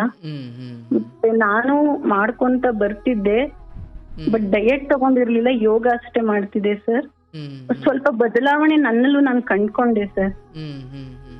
ಹಾಗಾಗಿ ಇವಾಗ ಡಯಟ್ ಮತ್ತೆ ಯೋಗ ಎರಡೂನು ತಗೊಂಡಿದ್ದೀನಿ ಸರ್. ಅದ್ ನೋಡ್ಬೇಕು ಸರ್, 3 ತಿಂಗಳು 4 ತಿಂಗಳಾಯ್ತು ಅದನ್ನ ಫಾಲೋ ಅಪ್ ಮಾಡ್ತಾನೆ ಬಂದಿದ್ದೀನಿ. ನೋಡ್ಬೇಕು ಸರ್. ಈ ಮೆಡಿಕಲ್ ಹೋಗೋದ್ರಿಂದ ಸಮಸ್ಯೆ ಏನು ಸರ್? ಅಂದ್ರೆ ನನಗ್ ನಂಬಿಕೆ ಸರ್, ನಾನು ಹಿಂಗೆ ಮಾಡ್ಕೋಬಹುದು ಮಾಡ್ಕೊಂತೀನಿ. ನಿಮ್ಮ ನಂಬಿಕೆ ಕುರಿತು ನನಗೆ ಯಾವುದೇ ಆಕ್ಷೇಪ ಇಲ್ಲ. ಆದರೆ ಈ ನಿಮ್ಮ ಏನು ಒಂದು ತಪಸ್ವಿ ರೀತಿ ಮಾಡ್ತಾ ಇದ್ದೀರಲ್ಲ, ಇದು ನಿಮಗೆ ಮಾತ್ರ ಗಂಡನಿಗೂ? ಇಲ್ಲ ಸರ್, ನನಗಷ್ಟೇ ಸರ್. ಅಂದ್ರೆ ಸರ್ ನಾನು ಅವರು ಬ್ಲಡ್ ರಿಪೋರ್ಟ್ ಎಲ್ಲಾನು ತಗೊಂಡೆ ನೋಡಿದ್ದಾರೆ ಸರ್. ಅಂದ್ರೆ ನನಗೆ ಪೂರ್ತಿ ಬೇಸಿಕ್ ತೊಂದ್ರೆ ಇದೆ ಸರ್. ಅಂತ ಮೇಜರ್ ಇದ್ದಿದ್ರೆ ಇಷ್ಟು ರಿಸ್ಕ್ ತಗೋತಿರ್ಲಿಲ್ಲ ಸರ್. ಅಂದ್ರೆ ತುಂಬಾ ಬೇಸಿಕ್ ಇದೆ. ಹಾಗಾಗಿ ನಾನು ಡಾಕ್ಟರ್ ಹತ್ರನೂ ಒಂದ್ಸರಿ ಕನ್ಸಲ್ಟ್ ಮಾಡಿದ್ದೆ ಸರ್ ನಾನು. ಅವರು ನನಗೆ ಹಾಗೆ ಹೇಳಿದ್ರು, ಸ್ಟ್ರೆಸ್ ಇಂದ ನಿನಗೆ ಬೇಸಿಕ್ ಹಾರ್ಮೋನಲ್ ಇಂಬ್ಯಾಲೆನ್ಸ್ ಆಗಿದೆ ಅಂತಾನೆ ಹೇಳಿದ್ರು ಸರ್. ಹಾಗಾಗಿ ನಾನು ಸ್ವಲ್ಪ ನನ್ನ ದಿನಚರಿನ ಬದಲು ಮಾಡ್ಕೊಂಡ್ರೆ ಸರಿ ಹೋಗುತ್ತೆ ಅನ್ನೋ ನಂಬಿಕೆ ಸರ್ ಅಷ್ಟೇ. ಖಂಡಿತ ಖಂಡಿತ. ಈಗ ನೋಡುವ, ಇಲ್ಲಿ ನಾಟ್ ಓನ್ಲಿ ಒಂದು ಮಗುವಿನ ಕಾರಣಕ್ಕೆ ಅಂತ ಅಲ್ಲ, ಒಂದು ಮಗು ಇರ್ಲಿಕ್ಕೋಸ್ಕರ ನೀನು ಇದನ್ನು ಮಾಡ್ತಿದ್ದೀನಿ ಅಂತ ತಲೆಯಿಂದ ತೆಗೆದಾಕು. ಸುಮ್ಮನೆ ಇದೊಂದು ಪವಾಡ ನಡೆಯುತ್ತೆ ನಿನ್ನ ಬದುಕಲ್ಲಿ. ನೋಡು, ಸುಮ್ಮನೆ ನನ್ನ ಬಾಯಿಂದ ನಾನು ಹೇಳ್ತೀನಿ, ನೀನು ಅದನ್ನೇ ಮಾಡು, ನಿನ್ಗೆ ಅದರಲ್ಲಿ ಒಳ್ಳೇದಾಗುತ್ತೆ. ಆದರೆ ಮಗುವಿಗೋಸ್ಕರ ಅಂದುಕೊಂಡು ಮಾಡಬೇಡ. ಒಟ್ಟಾರೆ ನಿನ್ನ ಜೀವನದ ಆರೋಗ್ಯ ಮಗುವಿನ ವಿಚಾರಕ್ಕಿಂತ ಬಹಳ ದೊಡ್ಡದು. ಹೌದಲ್ಲ? ಮತ್ತೆ ನಾನು ಹೇಳ್ತೀನಿ, ನಿನ್ನ ಗುರಿ ದೊಡ್ಡದಿರಬೇಕು. ಮಗುವಿಗೋಸ್ಕರ ಅಂತ ಹೋದಾಗ ನಿನ್ನ ಗುರಿಯೇ ಅಲ್ಪ ಮಟ್ಟದ್ದು ಅಂದಾಗ ಇದು ತನ್ನ ಪ್ರಭಾವ ಬೀರ್ಲಿಕ್ಕೆ ತುಂಬಾ ಸಮಯ ತಗೊಳ್ಳುತ್ತೆ. ಇದು ಹೇಗೆ ಕೆಲಸ ಮಾಡುತ್ತೆ ಅಂದರೆ, ನಿನ್ನ ಮೆಂಟ್ಯಾಲಿಟಿ, ನೀನಿಟ್ಕೊಂಡಿರೋ ಗುರಿ, ಆ ಕುರಿತಾಗಿರೋ ನಿನಗೊಂದು ವಿಶಾಲ ದೃಷ್ಟಿಕೋನ. ಮಗುವಿಗೋಸ್ಕರ ಅನ್ನೋ ಭಾವನೆ ಬೇಡ. ಅದೆಲ್ಲ ಒಂದು ಕಡೆ ಇರಲಿ, ಅದು ಸೈಡು. ಬಟ್ ಅದು ಹರಬೇಕು. ಅದು ಮಗು ಆದರೆ ನಿನಗೇನೋ ಆಗ್ಬೋದಾ, ಅಥವಾ ಮಗು ಉಳಿದ್ರೆ ಆಮೇಲೆ ನಿನಗೇನೋ ಆಗ್ಬಿಟ್ರೆ ಪರವಾಗಿಲ್ಲ. ಅದು ಹಂಗಲ್ಲ. ನಿನ್ನ ದಿನಚರಿಯಲ್ಲಿ ನೀನು ಬೆಳಗ್ಗೆ ಎದ್ದೇಳೋದ್ರಿಂದ ಹಿಡಿದು ಎದ್ದೇಳೋದು ಆರಂಭವಾಗಿ ರಾತ್ರಿ ಮಲಗೋವರೆಗೂ ಕೂಡ ಮನುಷ್ಯನ ವ್ಯಕ್ತಿತ್ವ, ಕ್ಯಾರೆಕ್ಟರ್ ಅಂದರೆ ಅದು ಬೇರೆ ಏನೂ ಅಲ್ಲ. ಅವನು ಮಾಡುವ ಕ್ರಿಯೆ ಅಂದರೆ ಕಾರ್ಯಗಳು, ಯೋಚನೆಗಳು, ಮತ್ತು ಅವನ ಸಹವಾಸಗಳು, ಮತ್ತು ಅವನ ಎಲ್ಲ ಆಲೋಚನೆಗಳ ಒಟ್ಟು ಮೊತ್ತವೇ ಅವನು, ಬೇರೇನೂ ಅಲ್ಲ ಅಷ್ಟೇ. ಈಗ ನನ್ನನ್ನು ನೀವು ನಾನು ಯಾರು ಅಂದಾಗ ನನ್ನ ಹೆಸರು ನಿಮಗೆ ನೆನಪು ಬರುತ್ತೋ ಇಲ್ವೋ, ನನ್ನ ವಿಚಾರಗಳು ನೆನಪಿಗೆ ಬರ್ತವೆ. ಹೌದು ಸರ್. ಅಂದರೆ ಕ್ಯಾರೆಕ್ಟರ್ಗಳು ಅವನ ಮುಖದಿಂದಲೂ ಅವನ ಕೂದಲಿನಿಂದಲೂ ಮೈಬಣ್ಣದಿಂದಲೂ ನಿರ್ಧಾರವಾಗಲ್ಲ. ಅವನ ನಡೆ, ನುಡಿ, ವ್ಯಕ್ತಿತ್ವ, ಒಟ್ಟಾರೆಯಾಗಿ ಮನುಷ್ಯನ ಬದುಕಿನ ಅವನ ಒಟ್ಟು ಬದುಕು ಅಥವಾ ಅವನು ಅಂತ ಯಾವುದು ಇಂಡಿಕೇಟ್ ಮಾಡುತ್ತೆ ಅಂದರೆ ಅವನ ಆಲೋಚನೆಗಳು. ಸೊ ನೀವು ಏನು ಮಾಡ್ತಿದ್ದೀರಿ, ಆ ಗುರುವಿನ ಆಶ್ರಯದಲ್ಲಿ ಅದನ್ನು ಮಾಡಿ, ತೊಂದರೆ ಇಲ್ಲ. ಜೊತೆಗೆ ಸ್ವಲ್ಪ ಇದನ್ನು ಒಂಚೂರು ವಿಸ್ತರಿಸ್ಕೊಳ್ಳಿ. ಮಗುವಿಗೋಸ್ಕರ ಅಂತಲ್ಲ, ನಾನು ಬದುಕಿರಬೇಕು, ಅದು ನಾನು ಚೆನ್ನಾಗಿ ಆರೋಗ್ಯವಂತಳಾಗಬೇಕು, ನಾನೊಂದು ಡಿಸಿಪ್ಲೀನ್ಡ್ ಒಂದು ಲೈಫ್ ಸ್ಟೈಲ್ ಇದೆಯಲ್ಲ, ಅದು ಮಗುವಿಗೆ ಅಂತ ಅಷ್ಟೇ ಅಲ್ಲ, ಬದುಕಿನುದ್ದಕ್ಕೂ ಬೆಳಿಗ್ಗೆ ಎಷ್ಟು ಗಂಟೆಗೆ ಸೂರ್ಯನ ಕಿರಣಗಳು ಭೂಮಿಯನ್ನು ಮುಟ್ಟೋಕ್ಕಿಂತ ಮುಂಚೆ ನಾನು ಹಾಸಿಗೆಯಿಂದ ಎದ್ದಿರಬೇಕು. ಮತ್ತೆ ನೀನು ಕೇಳೋ ವಿಚಾರಗಳೆಲ್ಲವೂ ನಿನ್ನನ್ನು ಭರವಸೆ ಕಡೆ ಕೊಂಡು ಹೋಗಬೇಕು. ಇದು ಅಧ್ಯಾತ್ಮ ಎಲ್ಲವನ್ನು ಬಿಟ್ಟುಬಿಡಿ, ಬದುಕಲ್ಲಿ ತಿರುಳಿಲ್ಲ ಅಂತ ಬೋಧಿಸುವುದಿಲ್ಲ. ನಿಜವಾದ ಅಧ್ಯಾತ್ಮ ಬದುಕುವಷ್ಟು ದಿನವನ್ನು ಚೆನ್ನಾಗಿ ಬದುಕು, ನಗನಗುತ್ತ ಬದುಕು, ಹೊಂದಾಣಿಕೆ ಮಾಡಿಕೊಂಡು ಬದುಕು. ಅದನ್ನು ನಮ್ಮ ಉಪನಿಷತ್ತು ಹೇಳುತ್ತೆ. ಬದುಕು ಅಂದರೆ ಅಯ್ಯೋ ಇದೆಲ್ಲ ಸಪ್ಪೆ ಗಣಪ, ಇದೊಂದು ಹುಟ್ಟಿ ಸಾಯೋ ಜೀವನ, ಇದರಲ್ಲಿ ಯಾವುದು ಶಾಶ್ವತ, ಇದು ಹಂಗಲ್ಲ. ಇದು ಇನ್ನೊಬ್ರಿಗೆ ಅನ್ಯಾಯ ಮಾಡಬೇಡ, ಇನ್ನೊಬ್ರಿಗೆ ಮೋಸ ಮಾಡಬೇಡ, ನೀನು ಶ್ರೀಮಂತ ಆಗ್ಲಿಕ್ಕೆ ಇನ್ನೊಬ್ಬರನ್ನ ಬಡವನ್ ಮಾಡಬೇಡ, ನೀನು ನಗಲಿಕ್ಕೆ ಇನ್ನೊಬ್ಬರನ್ನ ಅಳಿಸಬೇಡ, ನೀನು ಹೊಟ್ಟೆ ತುಂಬಿಸ್ಕೊಳ್ಳಿಕ್ಕೆ ಇನ್ನೊಬ್ಬರ ಅನ್ನ ಕಿತ್ಕೊಳ್ಬೇಡ. ಅಧ್ಯಾತ್ಮ ಬೋಧಿಸೋದೇ ಅಳ್ತಾ ಬದುಕು, ಈ ಜೀವನ ಇಷ್ಟೇ ಅದು ಹಂಗಲ್ಲ. ನೀನು ಚೆನ್ನಾಗಿ ಬದುಕು, ಆದರೆ ನಿನ್ನ ಬದುಕಲಿಕ್ಕೆ ಇನ್ನೊಬ್ಬರ ಬದುಕನ್ನು ಮುದುಡಿಸ್ಬೇಡ. ಹೌದು ಸರ್. ಹಾಗಾಗಿ ನಿನ್ನ ಮಡ್ಲು ತುಂಬುತ್ತೆ, ಅತಿ ಶೀಘ್ರವೇ ನಿನಗದು ಒಳ್ಳೆಯದಾಗುತ್ತೆ. ಆದರೆ ಆ ಯೋಗದಿಂದಲೂ ನಿನ್ನ ದಿನಚರಿಯಿಂದಲೂ ಸಾಧ್ಯವಾದರೆ ಡಾಕ್ಟರ್ ಅಥವಾ ಮೆಡಿಕಲ್, ಸೊ ಇದು ಮಗುವಿನ ಕಾರಣಕ್ಕಾಗಿ ತೆಗೆದುಕೊಳ್ಳೋದು. ಬಟ್ ಮಗು ಆದರೂ ಆನಂತರವೂ ನಿಂದೊಂದು ಡಿಸಿಪ್ಲಿನ್ ಲೈಫ್ ಸ್ಟೈಲ್ ಬೇಕೇ ಬೇಕು. ಮತ್ತು ಸ್ವಲ್ಪ ನೀನು ಆರೋಗ್ಯದಲ್ಲಿ ತುಂಬ ಗಟ್ಟಿಗಿತ್ತಿ ಏನಲ್ಲ ನೀನು, ದೈಹಿಕವಾಗಿ ಮಾನಸಿಕವಾಗಿ ಏನೋ ಹಿಂದಾಗಿರೋ ಒಂದಷ್ಟು ಗೊಂದಲಗಳು ನಿನ್ನಲ್ಲಿ, ಏನು ಮಳೆ ನಿಂತರೂ ಹನಿ ನಿಲ್ಲಲ್ಲ ಅನ್ನಂಗೆ ಹಂಗೆ ಹನಿಯಾಗಿ ಇನ್ನೂ ತೊಟ್ಟಿಗ್ತಲೇ ಇದೆ. ಆ ಭಯ ಆತಂಕ ಏನೋ ಹಿಂದಾದ ಒಂದಷ್ಟು ಘಟನೆಗಳು. ಸೊ ಆ ಗುರುವಿನ ಆಶ್ರಯ ಪಡ್ಕೊಂಡಿದೆಯಾ, ಅಲ್ಲಿಂದ ನಿನ್ಗೆ ಒಳ್ಳೆಯದೇ ಆಗುತ್ತೆ. ನಿನ್ನ ಯೋಗ ಅಥವಾ ಒಳ್ಳೆ ಮಾತಾಡೋದು, ದೇವರ ಪೂಜೆ ಮಾಡೋದು, ನಮಸ್ಕಾರ ಮಾಡೋದು, ಅತ್ತೆ ಮಾವನ ಒಳ್ಳೆ ರೀತಿಯಲ್ಲಿ ನೋಡ್ಕೊಳ್ಳೋದು, ಗಂಡನ ಒಳ್ಳೆ ರೀತಿಯಲ್ಲಿ ನೋಡ್ಕೊಳ್ಳೋದು, ಇದಕ್ಕಿಂತ ದೊಡ್ಡ ಪೂಜೆ ಇನ್ನೊಂದಿಲ್ಲವ. ಅದೆಲ್ಲದಕ್ಕಿಂತ ಹೆಚ್ಚಾಗಿ ನಿನ್ನನ್ನು ನೀನು ಸದಾ ನಗ್ನಗ್ತಾ ಇಟ್ಕೊಳ್ಬೇಕು. ಅಯ್ಯೋ ನಾನು ನಗ್ನಗ್ತಾ ಇರೋಣ ಅಂದರೆ ಇವ್ರು ಯಾರು ನಗ್ನಗ್ತಾ ಇರೋಕ್ಕೆ ಬಿಡಲ್ಲ ಸರ್ ಅಂದರೆ ಇದು ಮೇಲ್ನೋಟದ ಅಜ್ಞಾನದ ಮಾತು. ಯಾಕಂದರೆ ನನ್ನ ನಗುವಿಗೆ ನಾನೇ ಕಾರಣವಾಗಬೇಕು, ಇನ್ಯಾರೋ ನನ್ನ ನಗಿಸ್ಲಿ ಅನ್ನೋದೇ ಮೂರ್ಖತನ. ಬಟ್ ಆದರೂ ಮನೆಯಲ್ಲಿರಬೇಕಾದ್ರೆ, ಒಂದು ಮನೆಯಲ್ಲಿ ಎಲ್ಲ ಬದುಕಬೇಕಾದ್ರೆ ನನ್ನ ನಗುವಿಗೆ ಸ್ವಲ್ಪ ಆ ಕಡೆ ಈ ಕಡೆ ಎಲ್ಲ ಬೆಂಬಲ ಸಿಕ್ಕರೆ ಚಂದ. ಅವರೆಲ್ಲ ನನಗೆ ಬೆರಳು ಮಾಡಿ ಉಗಿತಾ ಇರ್ತಾರೆ ಮಕ್ಕೆ, ಅಥವಾ ನನ್ನ ನೆಟ್ಟಿಗೆ ನೋಡ್ಕೊಳ್ಳಲ್ಲ, ಅಥವಾ ನೆಟ್ಟಿಗೆ ನನ್ನನ್ನು ಉಪಚಾರ ಮಾಡಲ್ಲ, ನನ್ನನ್ನು ತಪ್ಪು ಒರೆಸಿ ನನ್ನನ್ನು ಮೂಲೆಗುಂಬು ಮಾಡಿದ್ದಾರೆ. ಆಗ ನಗು ಬಾ ಅಂದರೆ ಹೆಂಗೆ ಬರುತ್ತೆ? ಹಾಗಾಗಿ ನೀವು ಈ ಮಾರ್ಗವನ್ನು ಹುಡುಕೊಂಡಿದ್ದೀರಿ, ಮಗುವಿನ ವಿಚಾರ ಖಂಡಿತ ನಿಮ್ಮ ಮಡ್ಲು ತುಂಬುತ್ತೆ, ಖಂಡಿತ ನಿನಗಲ್ಲಿಂದ ಒಳ್ಳೆಯದಾಗುತ್ತೆ. ಆದಷ್ಟು ಈ ವಿಚಾರದಲ್ಲಿ ಕನ್ಸಿಸ್ಟೆಂಟಾಗಿ ಮುಂದುವರಿ. ಅದು 4 ತಿಂಗಳಿಗೆ 5 ತಿಂಗಳೇ ಆಗ್ತಿದೆ, ಈ ವರ್ಷದ ಕೊನೆಯವರೆಗೂ ನಿನ್ನ ಪ್ರಯಾಣ ಮುಂದುವರಿಲಿ, ನಿನಗಲ್ಲಿ ಒಳ್ಳೆಯದಾಗುತ್ತೆ. Thank you sir. ಆಗಲಿ, ನನಗೆ ಭಾಳ ಖುಷಿ. ಎಲ್ಲ ಒಂದಷ್ಟು ಕಷ್ಟಗಳನ್ನು ಮೀರಿ ಒಳ್ಳೆ ಅತ್ತೆ, ಒಳ್ಳೆ ಗಂಡ, ಎಲ್ಲ ಒಳ್ಳೇದು ಸಿಕ್ಕಿದೆ ಸರ್ ಅಂತ ಬಾಯಿ ತುಂಬ ಅಂದಲ್ಲ, ಅದೇ ಸಾಕು. ಹೌದು ಸರ್, ದೇವ್ರ ದಯೆಯಿಂದ ನನಗದು ಒಳ್ಳೇದೆ. ಅಂದ್ರೆ ತಂದೆ ಮನೇಲೂ ಕೂಡ ನನಗೆ ಒಳ್ಳೆ ತಂದೆ ತಾಯಿ ತಮ್ದಿರು, ಮತ್ತೆ ನಾನು ಇಲ್ಲಿ ಬಂದು ಗಂಡನ ಮನೇಲೂ ಕೂಡ ಒಳ್ಳೆ ಅತ್ತೆ ಮಾವ ಗಂಡ ಎಲ್ರು ಸರ್, ನಾವೆಲ್ರೂ ನೆಮ್ಮದಿಯಾಗಿದೀವಿ. ಅಲ್ಲೂ ನೆಮ್ಮದಿ ಜೀವನ ನಂದು, ಇಲ್ಲೂ ನೆಮ್ಮದಿ ಜೀವನ ದೇವ್ರ ದಯೆಯಿಂದ ಆಗ್ಲಿ. ಇದೊಂದು ವಿಚಾರದಲ್ಲಿ ಏನೋ ಒಂದು ಸ್ವಲ್ಪ ಕಾಯಿಸ್ತಾ ಇರ್ಬೋದು, ಅದಕ್ಕೂ ನಿಂದೇ ಆದ ಸೈಂಟಿಫಿಕ್ ಕಾರಣಗಳಿದ್ದಾವೆ, ಹೌದಲ್ವಾ? ಹೌದು ಸರ್, ಹೌದು. ಅಲ್ಲೊಂದು ಪೀರಿಯಡ್ಸು, ಅಲ್ಲೂ ಒಂದಷ್ಟು ಏರುಪೇರು ಆಗ್ತಿತ್ತು, ನಿನಗದು ಪೂರ್ವದಲ್ಲೇ ಗೊತ್ತಿತ್ತು. ಅದು ಯಾಕೆ ಮಾನಸಿಕವಾಗಿ ಎಲ್ಲಿ ನೀನು ಜರ್ಜರಿತಳಾದೆ ಅಂತ ನಿನಗೂ ಗೊತ್ತು. ಅಲ್ಲೇನೋ ಮನೆಯಲ್ಲಿ ಒಂದಷ್ಟು ಸಮಸ್ಯೆಗಳಾದವು, ಒಂದಷ್ಟು ಸುತ್ತಮುತ್ತಲಿನವರು ಮಾಡುವ ಬೆದರಿಕೆಗಳು ಅಥವಾ ಅದು ಇದು ಒಂದಷ್ಟು ಗೊಂದಲಕ್ಕೊಳಗಾಗಿ ನಿನ್ನ ಇಡೀ ದೇಹದ ವ್ಯವಸ್ಥೆ ಅಲ್ಲೋಲ ಕಲ್ಲೋಲವಾಗಿತ್ತು. ಅದರ ಎಫೆಕ್ಟ್ ಇಲ್ಲಿ ಹೊಡಿತಾ ಇದೆ ಅಷ್ಟೆ. ಹೌದು ಸರ್, ಹೌದು. ಹಾಗಾಗಿ ಅದು ಸಹಜ ಸ್ಥಿತಿಗೆ ಬರಲಿಕ್ಕೆ ನೀನು ಅಧ್ಯಾತ್ಮದ ಮೊರೆ ಹೋಗಬೇಕು, ದೇಹವನ್ನು ಸ್ವಲ್ಪ ದಂಡನೆ ಮಾಡಬೇಕು, ಮತ್ತು ತಿನ್ನುವ ಊಟ, ಮಾಡುವ ಆಲೋಚನೆ, ಆಡುವ ಮಾತುಗಳು, ಮತ್ತು ಮಾಡುವ ಸಹವಾಸಗಳು, ಮತ್ತು ನಿನ್ನ ಸುತ್ತಲಿನ ಪರಿಸ್ಥಿತಿ. ಕೆಲವೊಮ್ಮೆ ನೀ ಎಲ್ಲ ಸಮಯದಲ್ಲೂ ನಿನಗೆ ಪೂರಕವಾಗಿ ಇರೋದಿಲ್ಲ, ಬಟ್ ಎಷ್ಟೇ ಮಾರಕವಾದರೂ ನೀನು ಅದನ್ನು ಪೂರಕವಾಗಿ ನೋಡೋ ದೃಷ್ಟಿಕೋನ ಬೆಳೆಸ್ಕೊಳ್ಬೇಕು. Okay sir. ಅಷ್ಟು ಮಾಡು, ನಿನಗೆ ಒಳ್ಳೇದಾಗುತ್ತವ. ಇನ್ನೇನಾದರೂ ಇದೆಯಾ? ಇನ್ನೇನು ಇಲ್ಲ ಸರ್.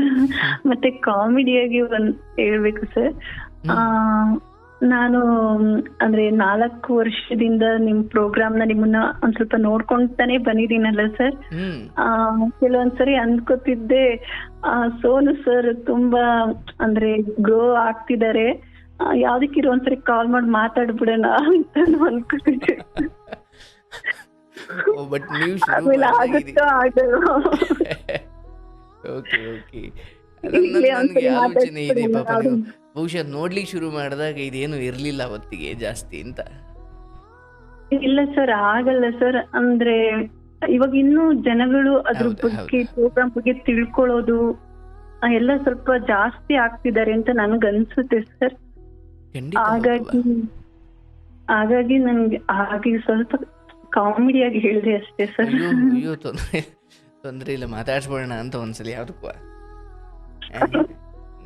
ಏನಿಲ್ಲ. ಹೌದು ಸರ್, ಒಂದ್ಸರಿ ಮಾತಾಡ್ಸೋಣ ಅಂತ ಅಷ್ಟೇ ಸರ್. ಯಾಕೆ ಮುಂದಕ್ಕೆ ಆಗಲ್ಲ ಅಂತಲ್ಲ? ಹಂಗಲ್ಲ ಸರ್, ಅಂದ್ರೆ ಆದ್ರೂ ಹೇಳಿ ಹೇಳಿ, ಏನೋ ಹೇಳ್ತಾ ಇದ್ದೆ. ಅಂದ್ರೆ ಈ ಸಂದರ್ಭ ಮತ್ತೆ ನನಗೇನೆ ಸಿಗುತ್ತೆ ಅನ್ನೋ ಆಗುತ್ತೋ ಇಲ್ವೋ ಗೊತ್ತಿಲ್ಲ ಅನ್ನೋ ತರನು ಇರ್ಬೋದು ಸರ್. ನೋಡಿ, ನಾನು ನಿಮಗೆ ಕೃತಜ್ಞತೆ ಹೇಳಬೇಕು. ಯಾಕಂದ್ರೆ ಅವತ್ತಿಂದ ಇವತ್ತಿನವರೆಗೂ ಅಲ್ಲಲ್ಲಿ ಎಲ್ಲೆಲ್ಲಿ ಬಿಡುವಾಗುತ್ತೋ ಎಲ್ಲ ಕೇಳಿಕೊಂಡು ಬೆಂಬಲಿಸ್ಕೊಂಡು ಬಂದಿದ್ದೀರಿ. ಬಹುಶಃ ಇಷ್ಟು ಏನೂ ಜನ ಬೆಂಬಲ ಇಲ್ಲದ ಕಾಲದಿಂದಲೂ ನೋಡ್ತಾ ಇದ್ದೀರಿ. ಅದಕ್ಕೆ ನಿಮಗೆ ನಾನು ಸದಾ ಕೃತಜ್ಞತೆ ಹೇಳ್ತೀನಿ. Thank you sir. That's great. ಒಳ್ಳೆಯದಾಗಲವ, ಶುಭವಾಗಲಿ. ಏನೇ ಇರಲಿ, ಎಲ್ಲವೂ ಒಳ್ಳೆಯದಾಗುತ್ತೆ. ನಿನ್ನ ಮನೆಯಲ್ಲಿ ತೊಟ್ಲು ತೋಗೋ ದಿನ ಬೇಗ ಬರಲಿ. ಕೃಷ್ಣನ ಹಾರೈಕೆ. Thank you sir. ಶುಭವಾಗ್ಲವ, ಒಳ್ಳೆಯದಾಗಲಿ.